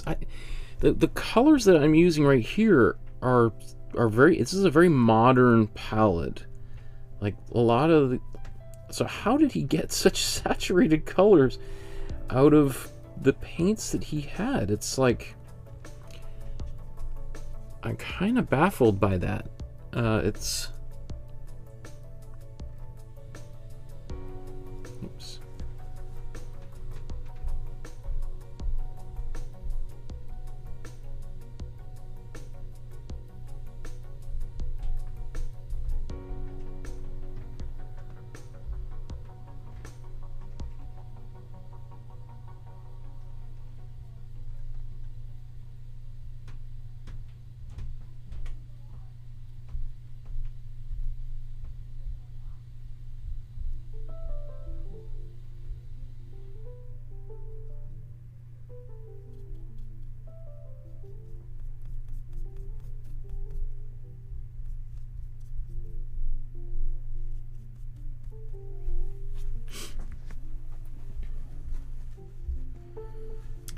Okay.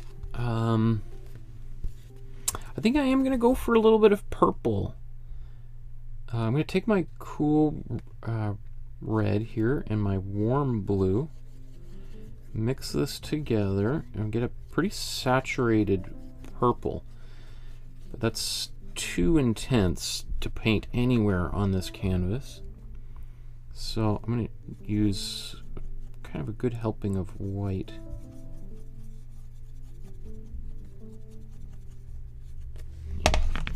Need a little more of it.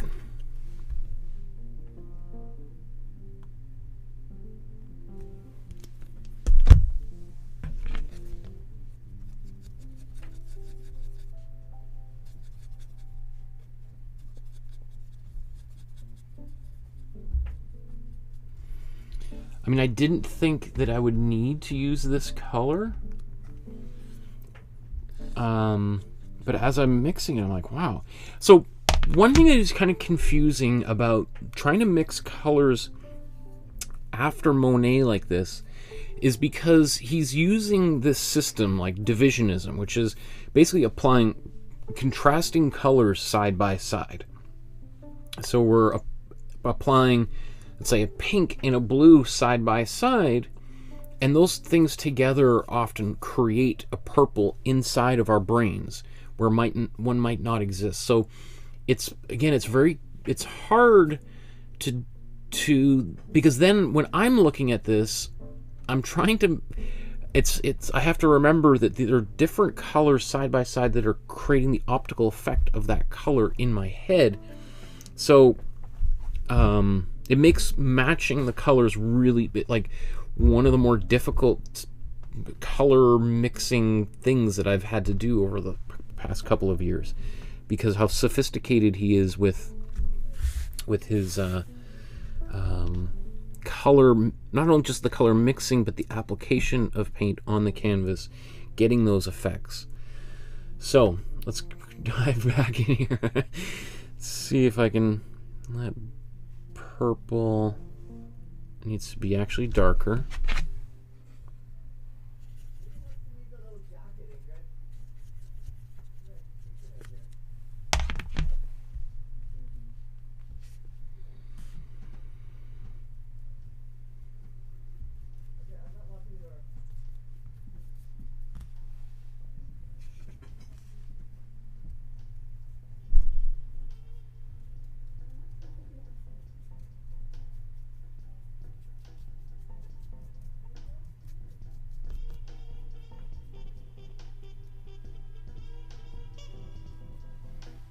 Okay, as we go further back, generally I'm lightening it up and adding, so the color that seemed a little bit too light here now needs to be kind of a little bit lighter as we go further back.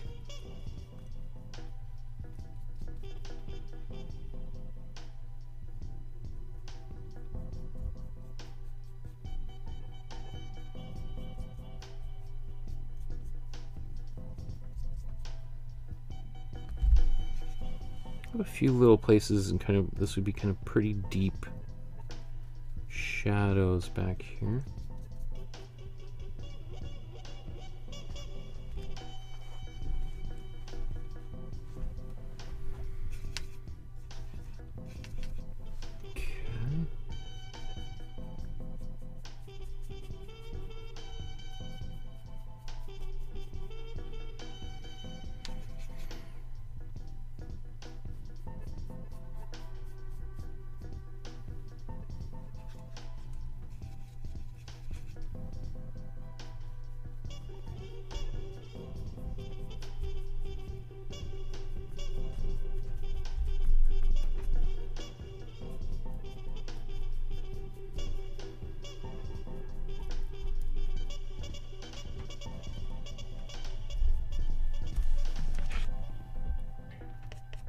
Okay, so now what I'm going to do is I'm going to go back and forth between a bit more of a magenta, a cool purple, and then I'm going to do the opposite with a bit more blue purple.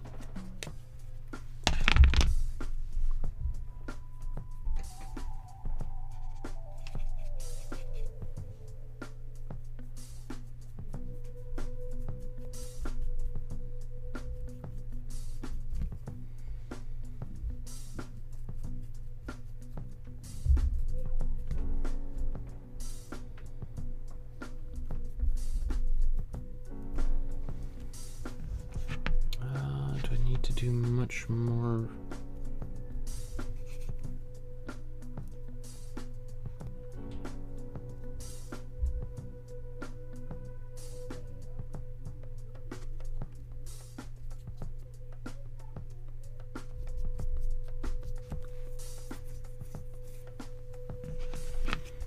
Okay, so now I'm going to take this blue,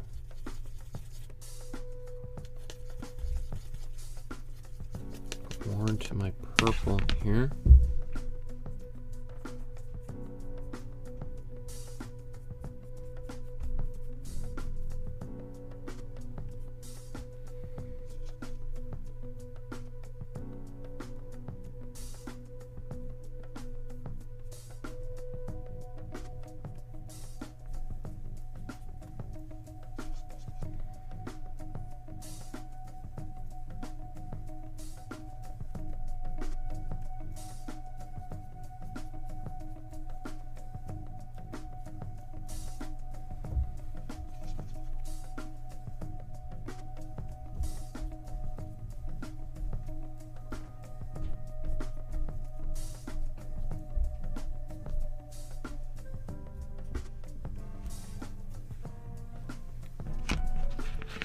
Okay, I'm also now going to take just a bit of this cool blue, mix that in here a bit.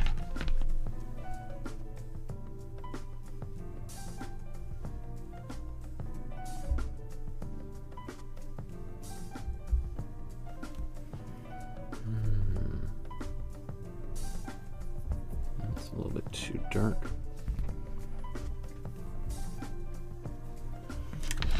I need just a bit more white in that cool blue.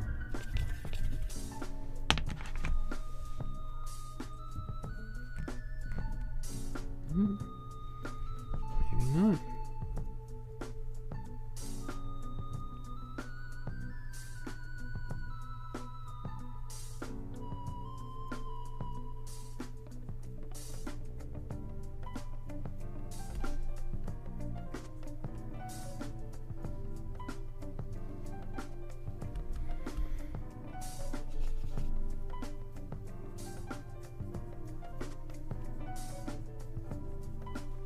So it's surprising he's got some of this cool blue up in some of these areas, but hey.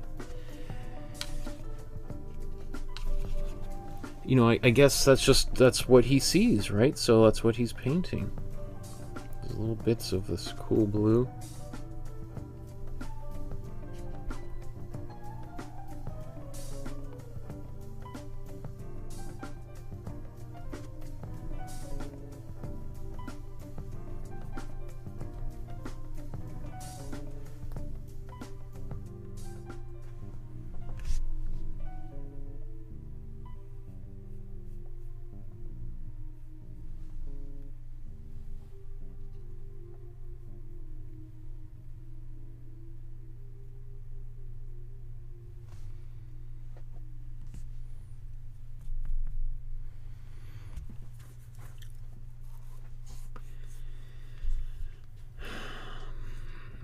Okay.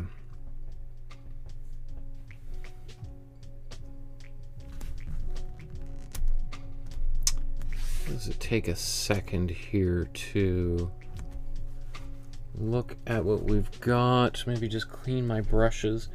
So I'm pretty sure he was probably got to about this point, and then he's probably put another maybe half hour of work into it.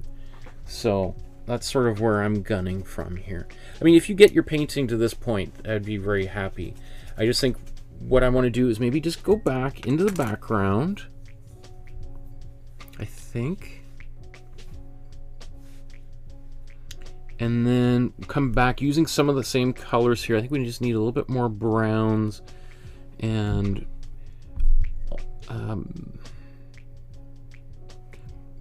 yeah, so that also is like a good time to have a little bit of tea, fresh tea here.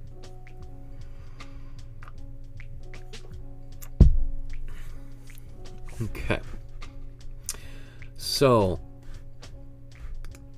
but I don't have one that says. So this is actually background pass number 3, not number 2. I just don't have a number 3. I knew this would come up one day, and I was like, I'm not gonna bother. So let's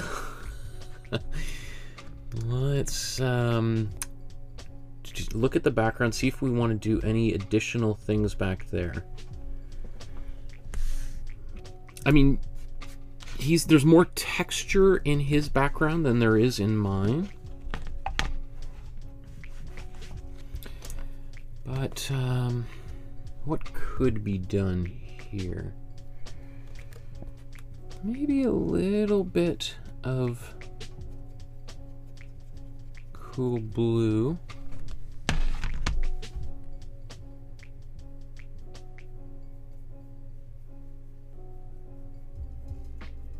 It's kind of a little bit intense. Let's just temper that down a bit. This is the same color that I had on the canvas to begin the painting, or to do the background for my background pass number 1.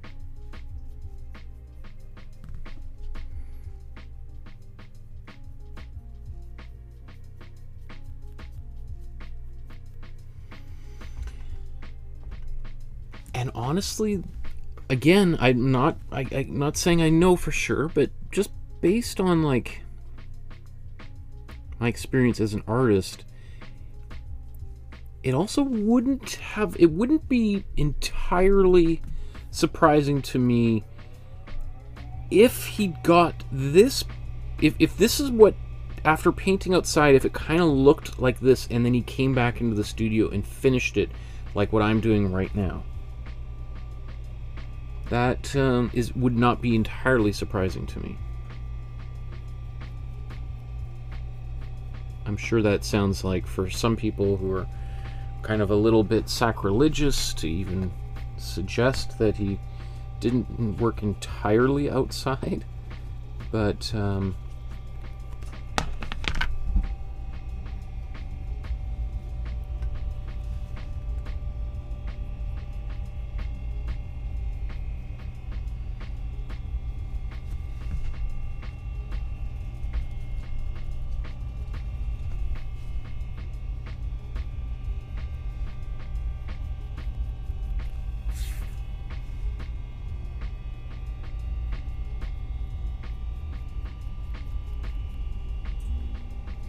so now this is just my green with a little bit of white.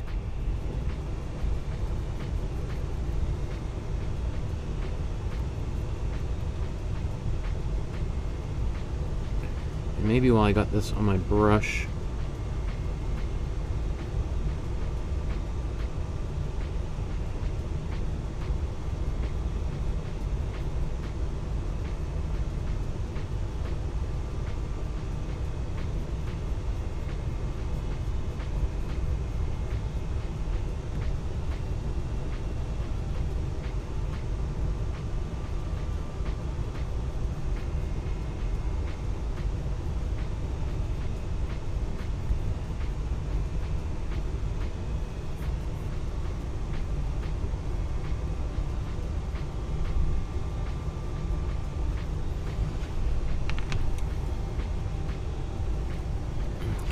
okay.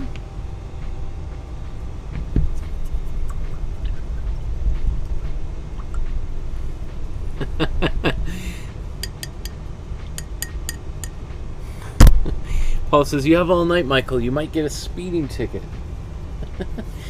Well, you know, I am really trying to kind of embrace what the speed of the mark making, which I think is a big part of Impressionism. And just because I'm painting fast doesn't mean I could be here all night painting in these really quick brush strokes. But there is a difference between slow brush strokes and fast brush strokes. You just sort of get a different quality of line. You're often, just the way that it goes onto the canvas is like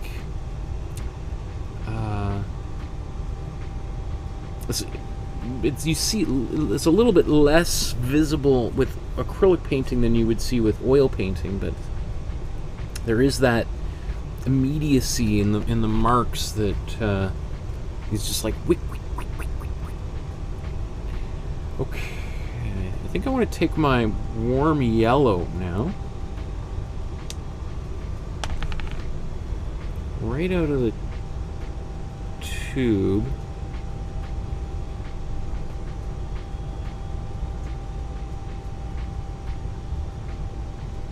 By putting this warm yellow kind of right next to the cool yellow, it just gives it that, like, whoa, things are just blazing.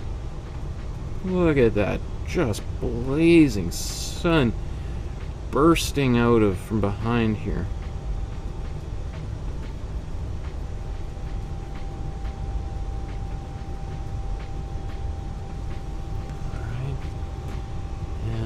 Take a bit of white in this warm yellow again, not cool yellow, but a bit of warm yellow.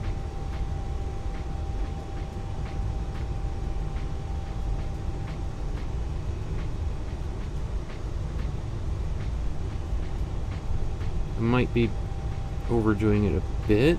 It's a little intense up here, but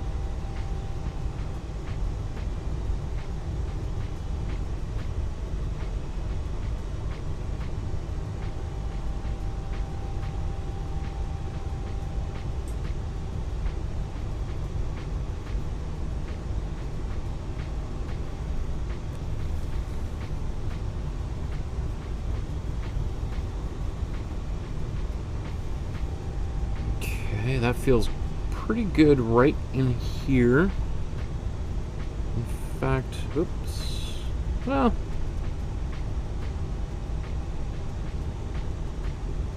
no. I think I just need less white in there, so I'm just adding a bit more warm yellow back in here.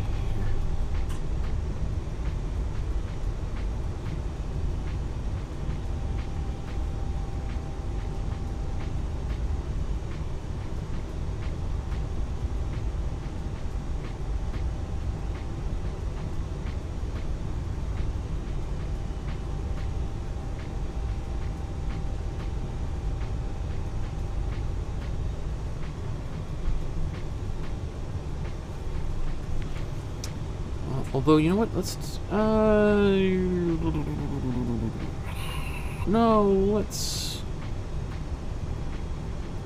let's keep this. Yeah, I was gonna add maybe a little bit of white and warm yellow. Let's just take this, our cool yellow.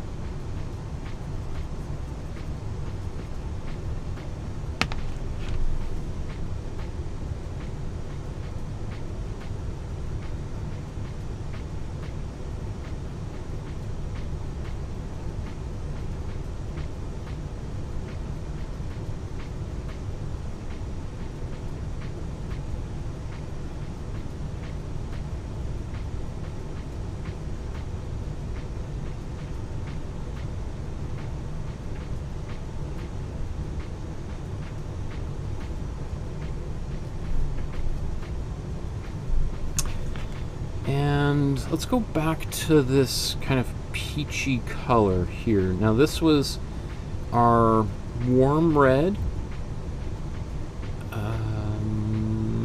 Or no, this was cool red, white, and a little bit of warm yellow. And so that we get this kind of little bit of a peachy kind of thing going on. And then we can just bring this back into here a little bit.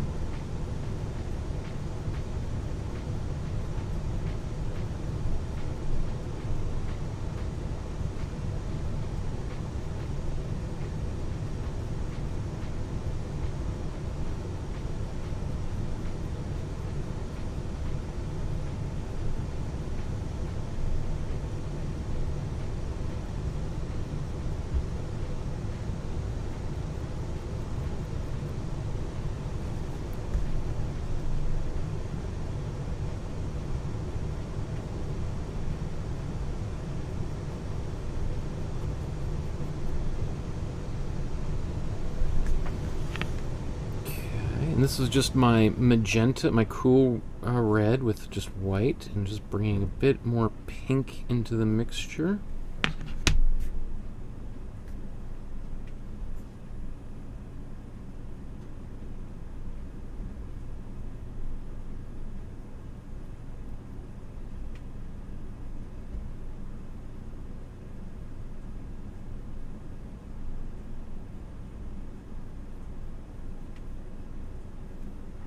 Just a little bit intense, just mixing back that same color that was there.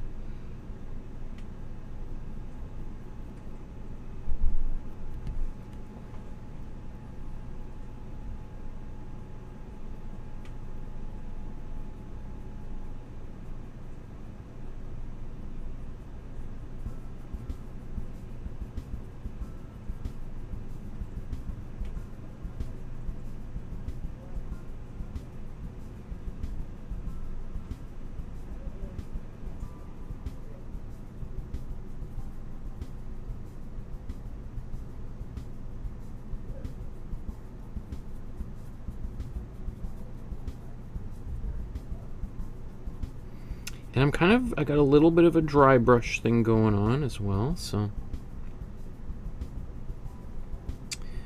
And I'm going to take this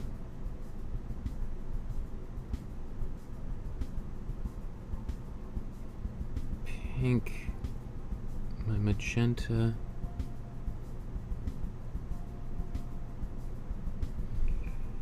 right there.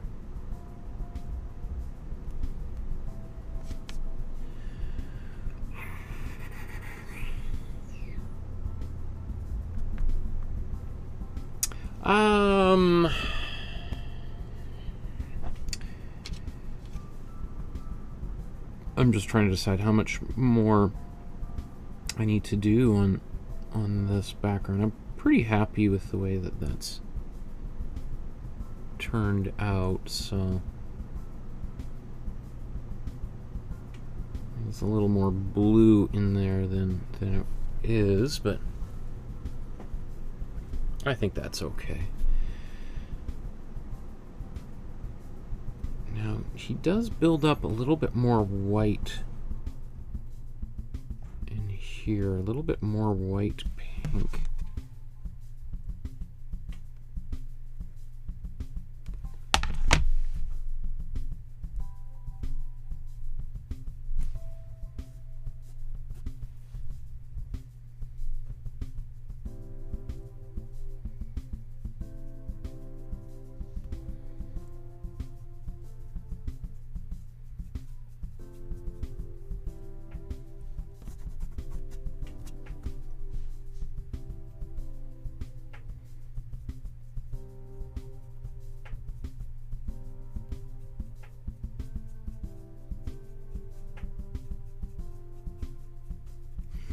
One thing too is I've kind of made mine a bit more like a sunburst, whereas when I look at his, what's interesting is that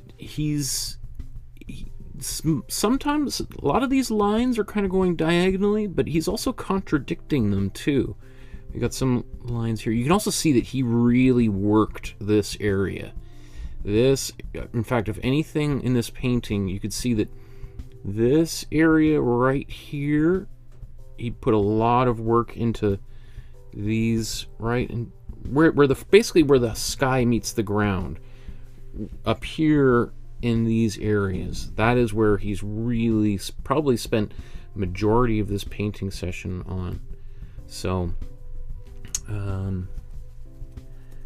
am just gonna take, I want to get a little bit more warm yellow back up here. It's a bit intense. A little bit more white.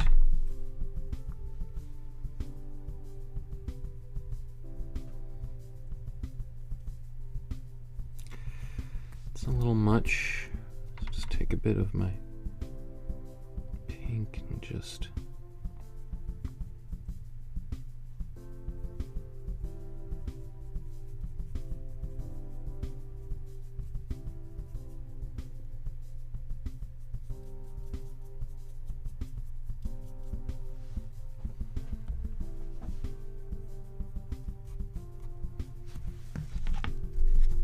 going to take a bit of this green.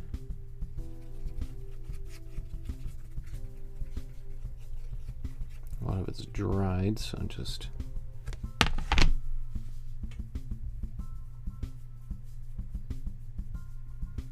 going over some of that blue just to make it not quite so dominant. Okay, I think I'm going to move on from there. And in fact, so now we're just going to finish the foreground. We're going to, just like we did with the background, put a little bit more detail in here, and then getting closer to start to wrap up, right? So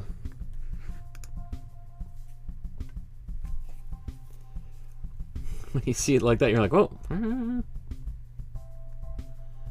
Actually, that is kind of interesting to see.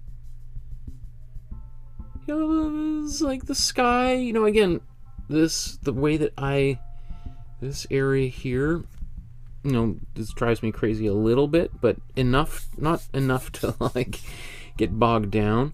Really what we need to work on is the foreground. And Heidi says, this painting, or this reminds me of Tom Thompson Mud Bay, which I think I agree with. Like the same sort of application of paint, which is not surprising. Like how the Canadian landscape painters who became the Group of Seven were obsessed with the Impressionists, right? Canada has always been a little bit behind the trends, whether it's fashion or art. So it took a little bit of time for Impressionism, that wave, to hit Canada. By the time Impressionism hit Canada, the rest of the world had started to move on to Cubism and Futurism and all that kind of stuff. Here in Canada, the Impressionists were finally catching on around the turn of the century, and the Canadian painters like Tom Thompson and Lauren Harris, A.W. Jackson, were just really kind of embracing that. Canada was a very conservative country, more conservative than the United States at one point. Now it seems to have kind of flipped a little bit, which is interesting. But at least in terms of art, especially, yeah, they were absolutely using similar sort of approaches. Although again, there were three very famous Canadian Impressionist painters who are on my list of artists that I want to get to. So it's not like there weren't Impressionist painters painting in Canada at the same time as Impressionism was happening in Europe and the United States, but I think it took a little bit long, and most of them were in Europe as well, like Maurice Cullen and Prendergast. They were Canadians but living abroad painting, because in Canada there was no question, no one was interested at all in what they were doing.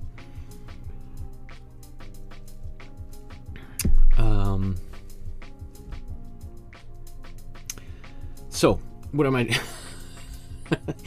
zoned out, like, oh my goodness, what are we gonna do here? So let's now, I think I want to take a bit more of my kind of purpley color. Which one was it? This was my warm blue, and I think I actually added a bit of, so this is actually, that's what it was. We had warm blue and warm red, and we made this purple. So I think I'm going to do more of that, more painting with it. But I'm going to take a bit of, just a little bit of warm yellow. It's going to make it a bit more on the brown side of things.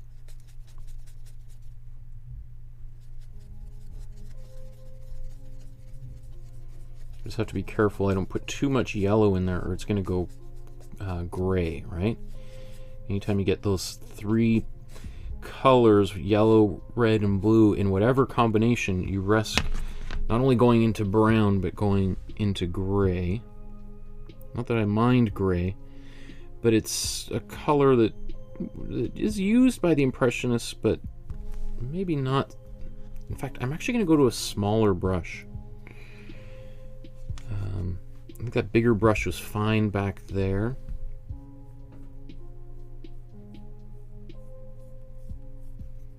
But now I want to get maybe slower and more precise. And I really want to try to, like before, you remember you saw me painting, Paula was like, wow, you're speeding your painting so fast.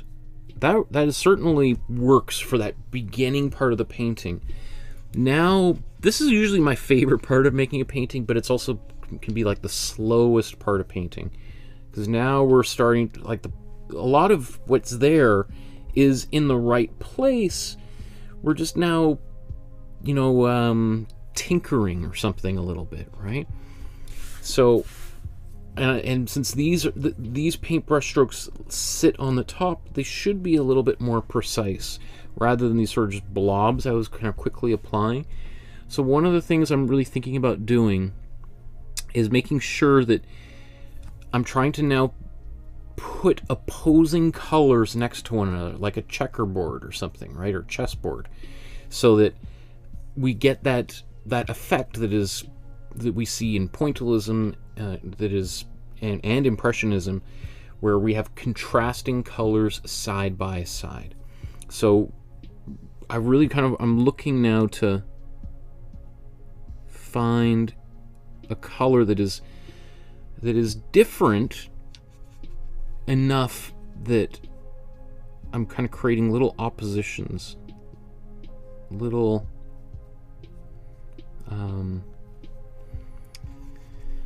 so those colors now start blending more in my brain.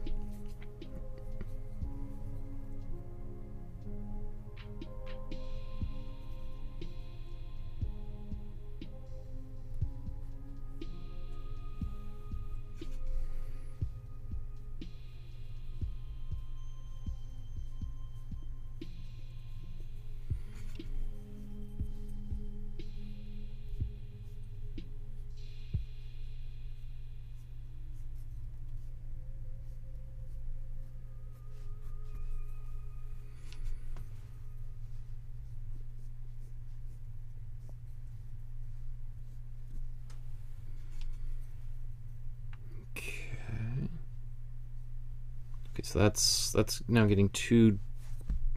This down here is, it's not. Why am I blending it with my finger? I should use a cloth. If I'm not happy with that, just to wipe that away.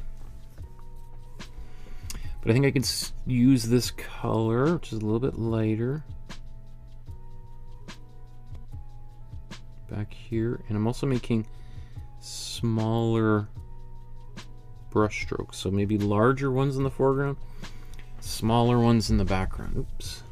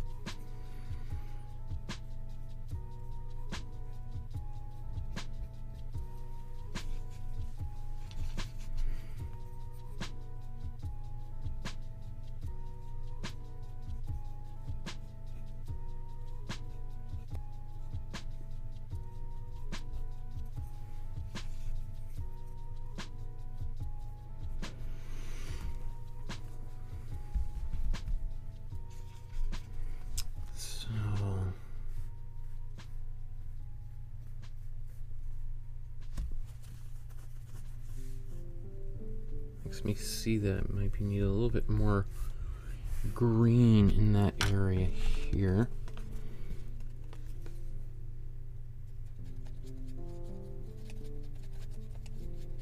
Take my green.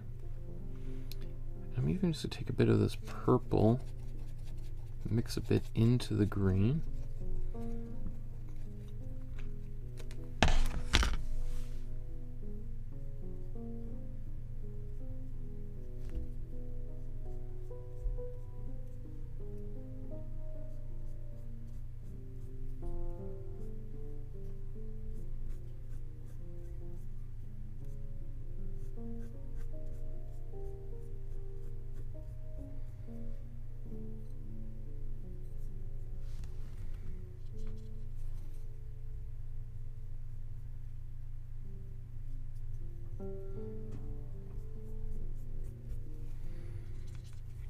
Getting a bit more cooler as I go backwards.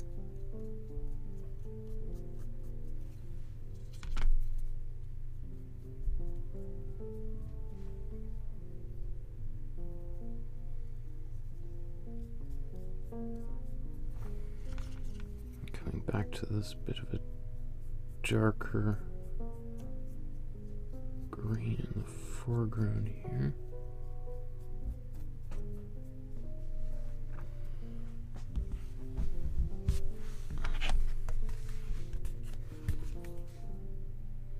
Let's just make a little bit more of this green.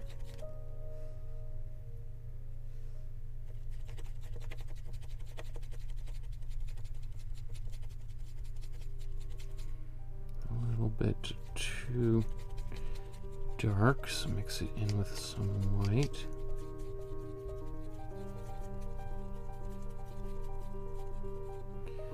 I'm just going to take some of this purple on the opposite side. Remember, using the opposite color from the color wheel, it just pulls it in towards the center, just takes away the saturation from that color.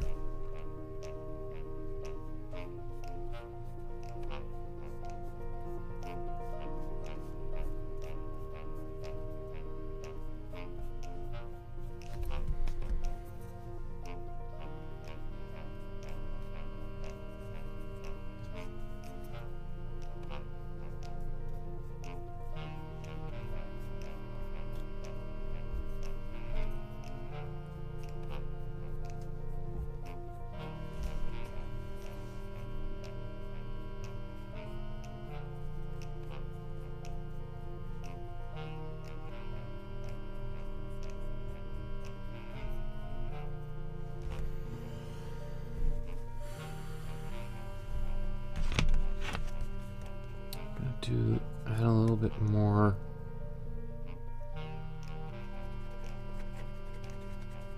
blue. I don't know, is this going to be too dark? This is my cool blue. Not bad, actually. I thought it was going to be too intense, but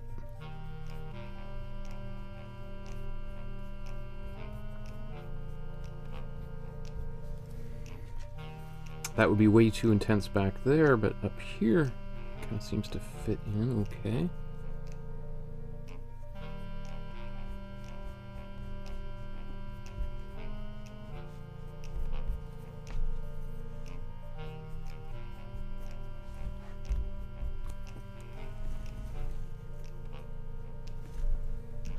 Okay.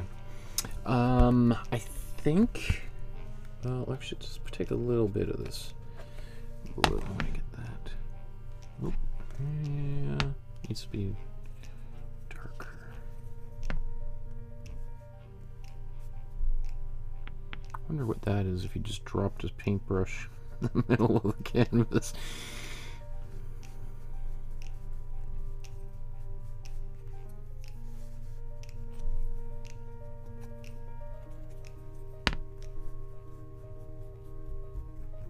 Okay, or let me see, just anything anything back here.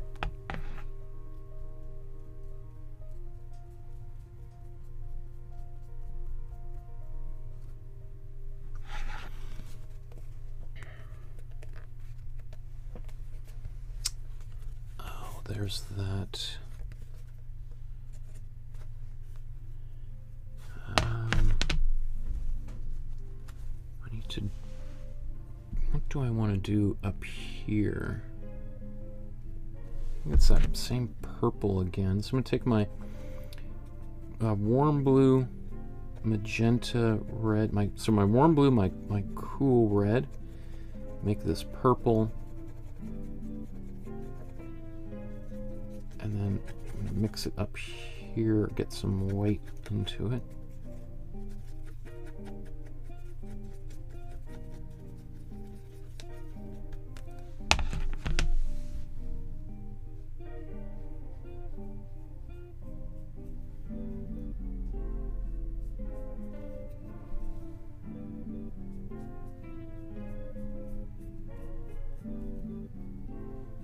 Okay, that feels better.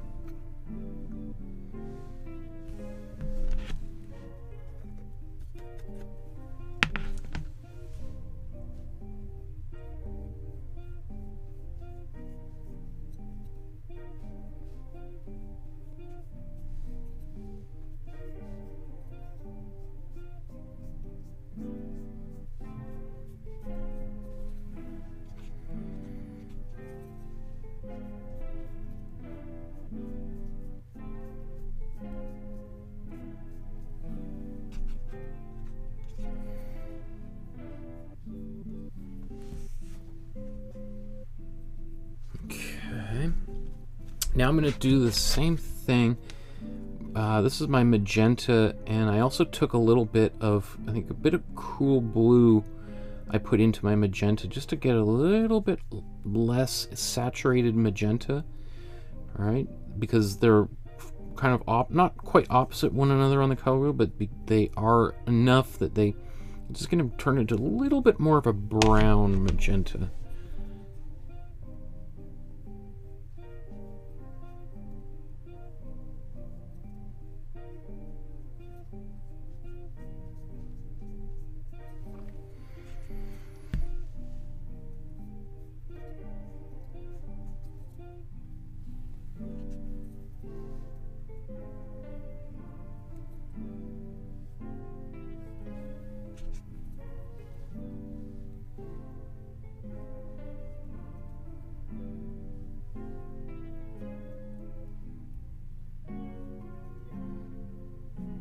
Looking for those spaces in between to try to put those darker brush strokes in there, right?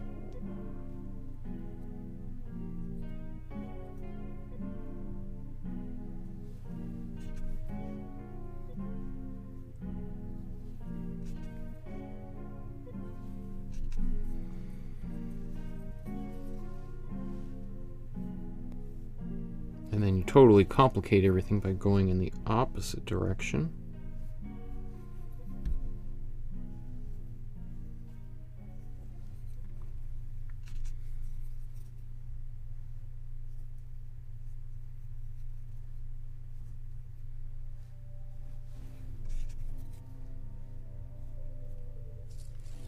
Do a little bit of cross hatching for those who've taken my drawing class.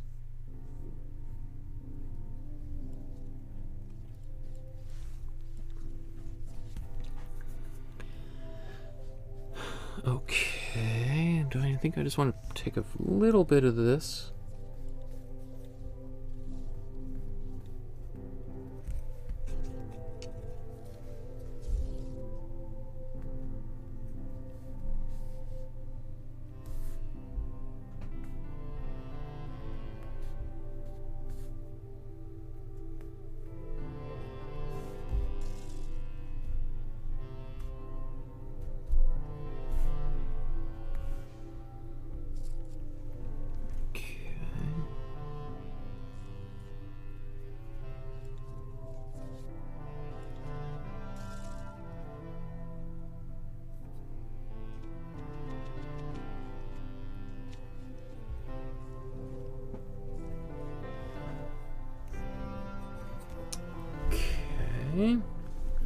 I'm happy with that. So next, what I want to do is take some brown. We made this brown previously here. We'll just make it again. This is our warm yellow. And don't worry if you're getting the colors kind of, getting them all mixed in together and they're kind of getting a little bit muddy. That's okay. Now this is a bit, well, actually that's not bad. I was gonna say it's a little bit too green, but if it's too green, it just means I put too much blue in there. But I think that's good. So still kind of a reddish brown. And we have that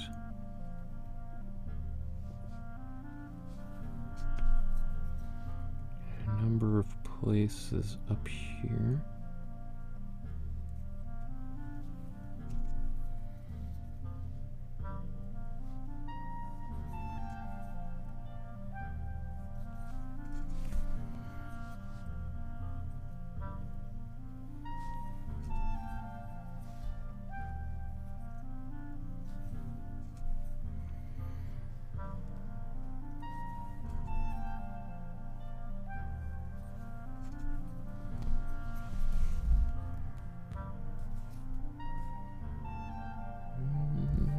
Just going the opposite way here too. I think we even with an even darker brown down here as well. So we'll paint with a little bit of this.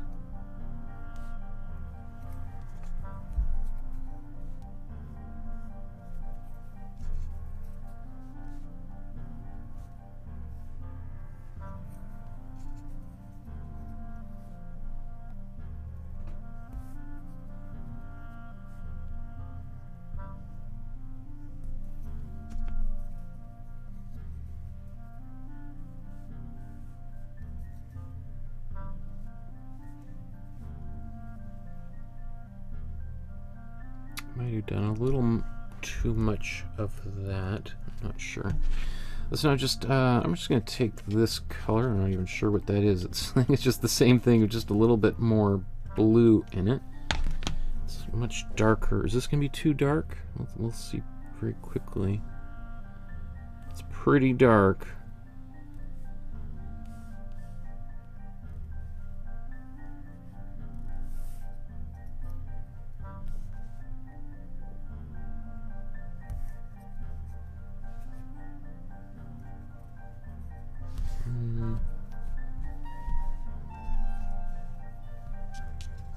Okay, I don't want it quite so dark, so I'm just going to take this dark color and bring it back into here, just so it's not overwhelming.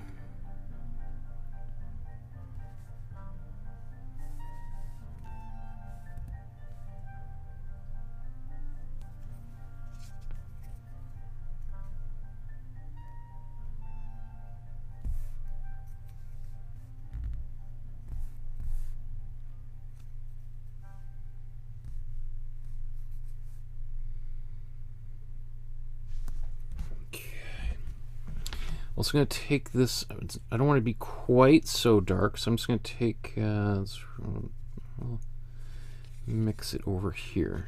Actually, well, maybe we'll do it over here. So this is taking my brown and just mixing it into my warm yellow, which lightens it up a bit.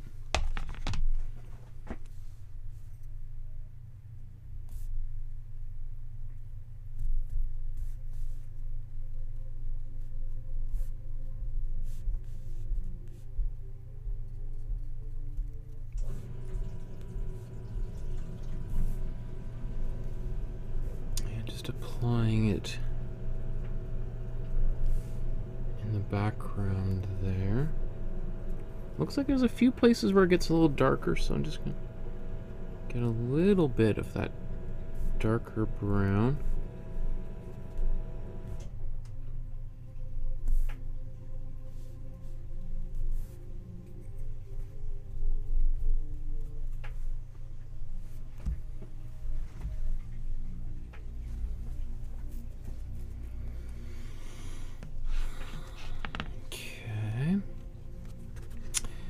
I want to take my warm red and this brown.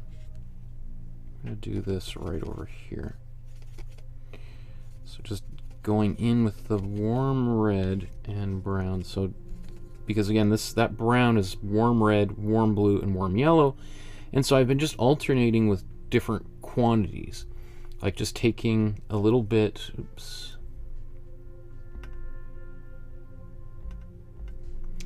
So I've just been modifying my ratios, right? Between having some of this brown that has got more yellow in it, that's got more blue in it, and here's more red in it, right? So it's just more warm, and all of those are all three warm colors, just going from different dominant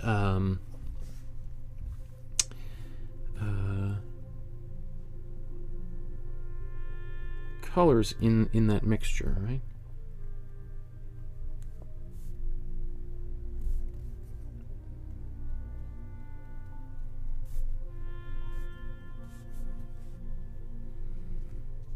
And I also just realized I've been doing a lot of brush strokes in the same direction. I want to make sure that I'm switching it up as often as possible.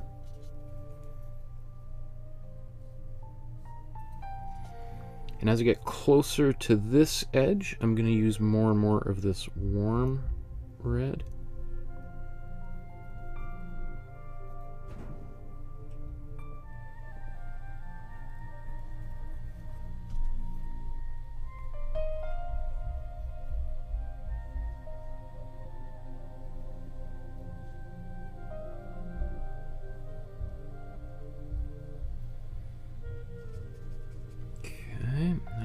Take some warm red out of the tube.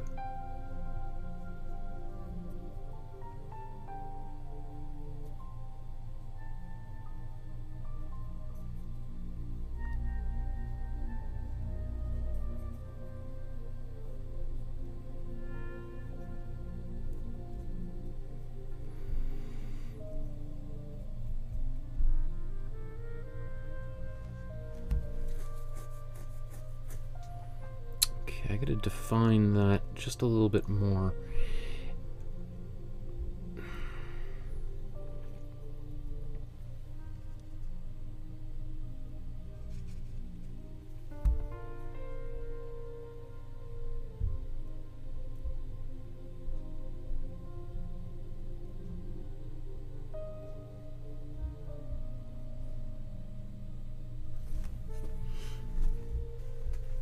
So that's just taking a little bit of my white and mixing in with that red.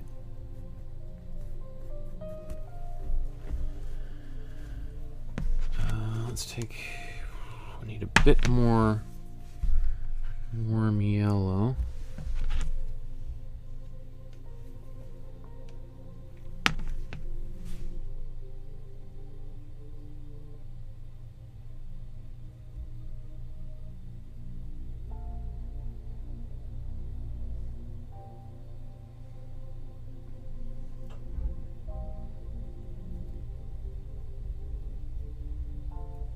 This is my warm yellow. It gives it that nice kind of golden light.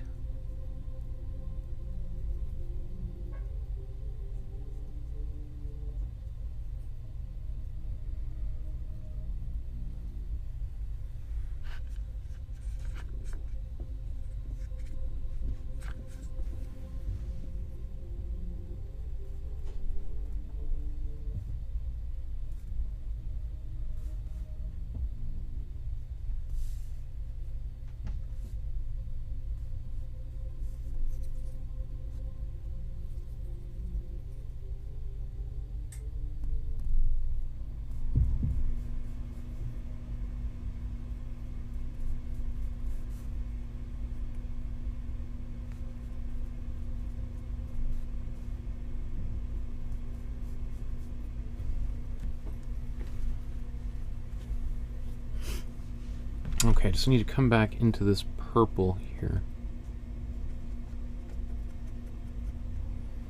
That's a tricky little area here, because it's like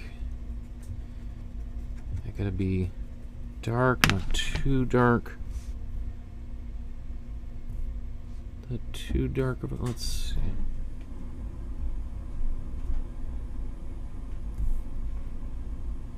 Not bad.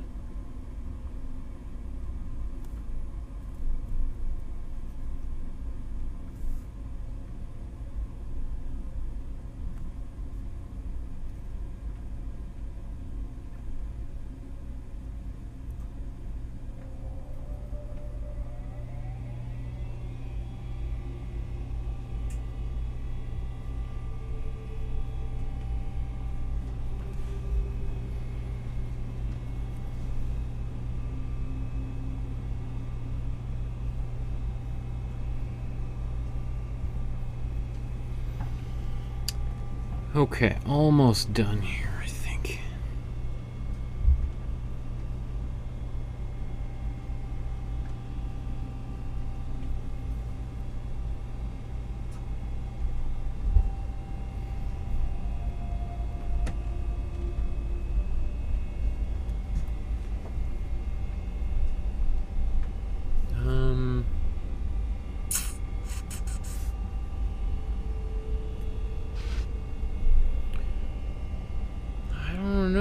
I've kind of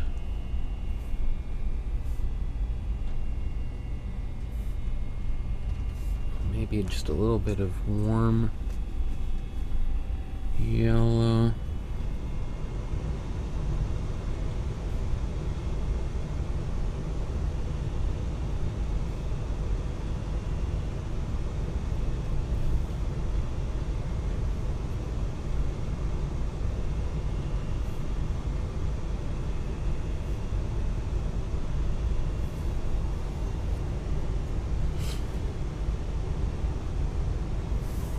I mean, again, I can always work endlessly on things, but I think last little bit, I want to take a bit of my cool blue. I'm just going to go up into the peak up here.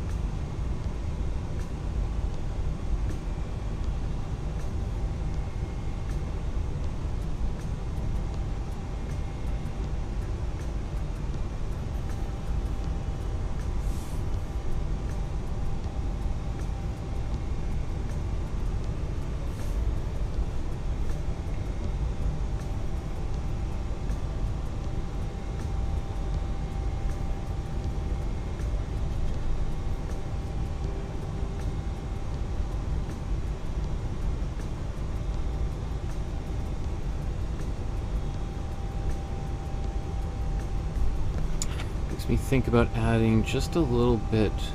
I'm taking a little bit of my warm blue, mixing it into here, into my cool blue as well.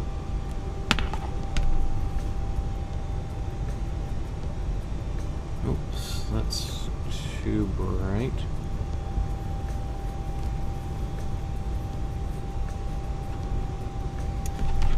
Let's make it just a bit darker.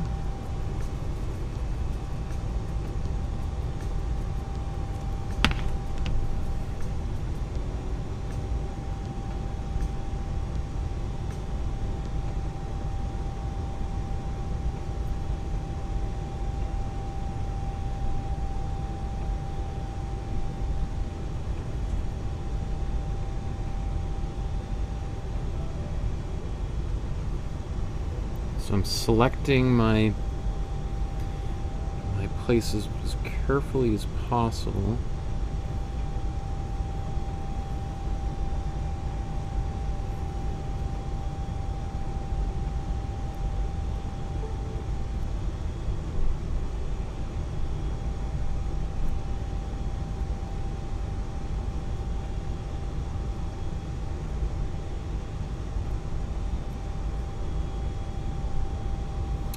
I'm also starting to look a little bit less and less at the original.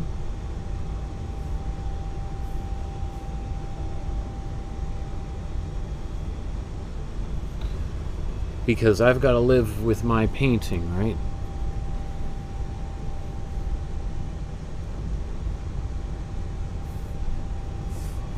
So it doesn't really matter at some point what the original looked like. Because it's gotta work for me.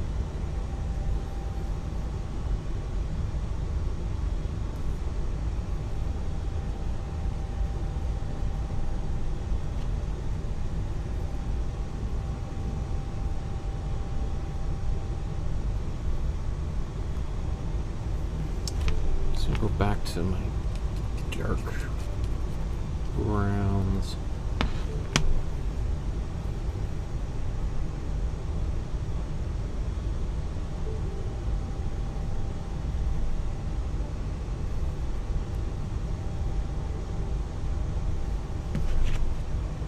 Let's get even more dark blue in there. It's gonna just make this even darker.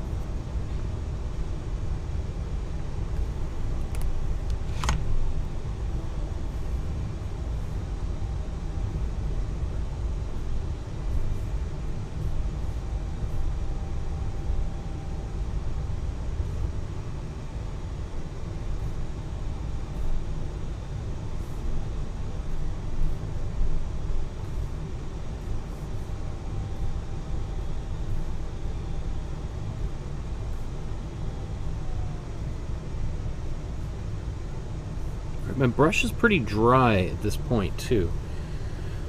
So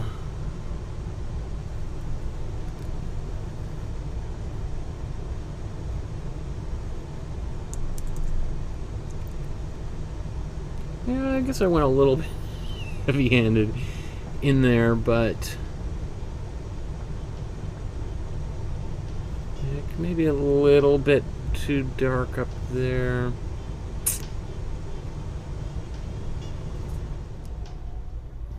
Almost even a little bit too much white right here. So let me just think about this here, this warm red. Oh, that's still too bright. Let's just darken it down just a bit.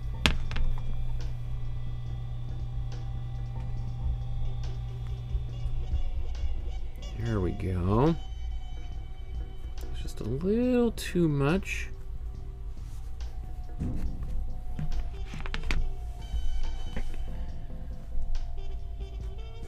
And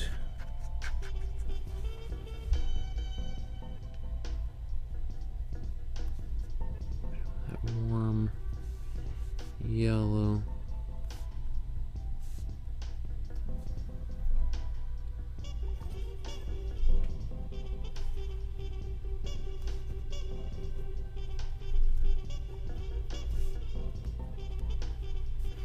I don't know. I feel like I started just rearranging deck chairs.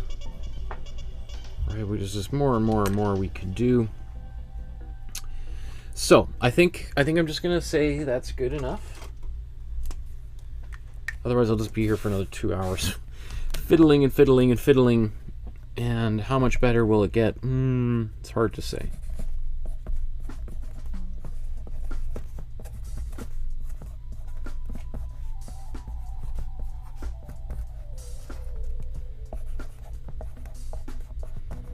Oh, is it St. Patrick's Day today? I think it's St. Patrick's Day today. I didn't just realized. Okay.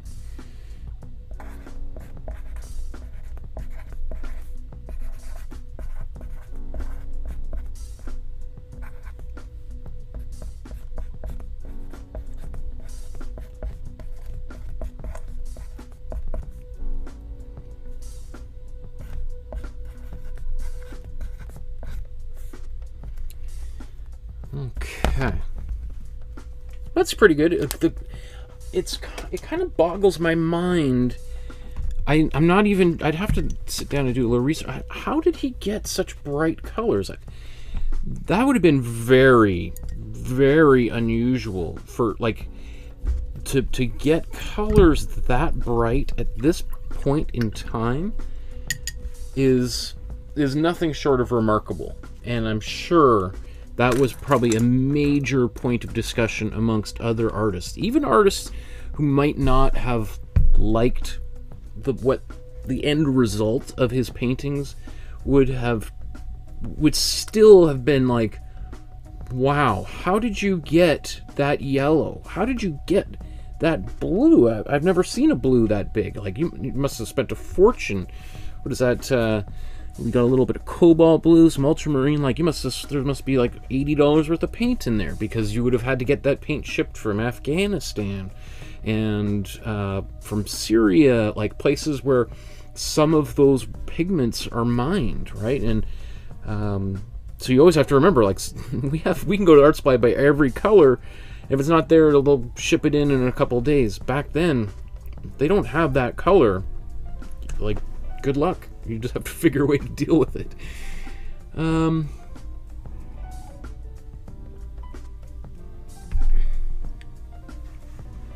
Heidi says, it's absolutely amazing that Monet could see this many bright colors in the Haystacks. Yeah, although, you know, it's one of those things that if you're trying to do like if you're painting outside like he is, you'd be surprised at how many colors you just start seeing. Like, I remember years ago, I did a project where I went up to the North Pole with the Royal Canadian Air Force as part of the War Artist program, and I remember, like, the generals that I was talking to saying, like, oh, you better bring a lot of white paint because it's just covered in snow. And I did bring a lot of white paint because you do need to mix paint into your colors, but once you start painting, it's like you just start seeing, because you're trying to match colors, right? And so you see a color there and you start mixing it and you're like, wow, I need a little bit more blue. Wow, I gotta get even more. And then before you know it, you've got just tons of colors like Monet did right here. And it kind of surprises you if you're trying to, obviously, like, he's maybe exaggerating the amount of colors, but it's not as if those colors aren't there to some extent. But great comment. It's just totally true.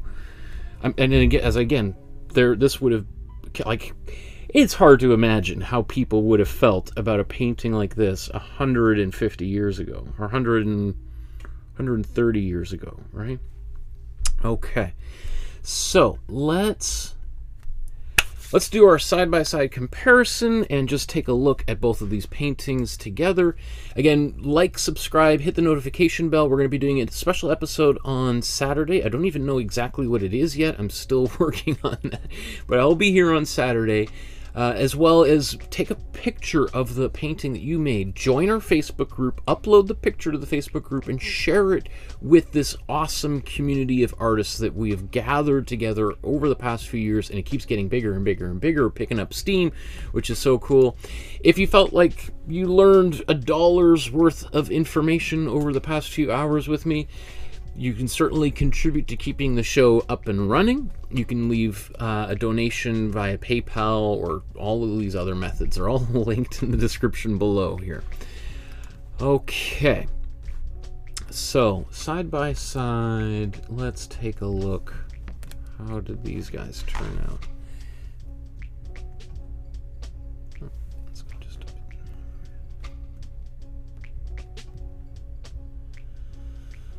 Okay.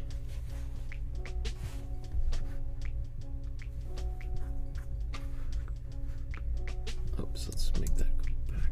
There we are. Huh. Yeah, I feel pretty good about that. You know, some of this feels a little bit hurried and a little bit sloppy. I think it's also that his canvas is much bigger than mine. So even though some of these marks might be on the original, the fact that when it's that big and then it gets reduced, it doesn't quite look quite as sloppy as mine. So we see some of those. I see also a little bit heavy-handed with some of my darker colors, but you can see that we're talking these tiny little nuances between the darkest, like between it kind of standing out like they are now versus kind of fitting in just right. So that's the difference between myself and one of the greatest painters of all time, right? So if I was like Monet, this would fit in a little, but I don't mind it. Again, I had to remember that this is the difference between, I have to make my own painting work, right? This is maybe a little bit, you know, I could have worked a bit more on that. Yeah, I think there's, all in all, throughout this entire painting, it's all about subtlety, right? And getting those nuances, just tweaking them. But I think ultimately that's what Monet was trying to do, is he was going out there and trying to just tweak like little knobs on a I have a bunch of friends that are musicians, and just like constantly when they're recording, adding a little bit more bass, a little bit more mid-tones, and all these kind of things, and you're like, it sounds the same each time we listen to it. They're like, no, I need to. So it's just that little tweaking of the colors. Anyway, thank you everyone for painting along with me. This is a fun one. This was definitely a challenge. I can't wait to see if anyone attempted this painting, how it turned out. Join the Facebook group, upload it there, and we'll see how they turned out all together. Okay, everyone, enjoy the rest of your evening, morning, wherever you are on our beautiful planet. I'm so grateful to have so many wonderful people as part of my community and to be a part of your community. Thank you so much, everyone. We'll see you guys on Saturday. Have a great night. We'll talk to you all very, very, very, very, very, very soon.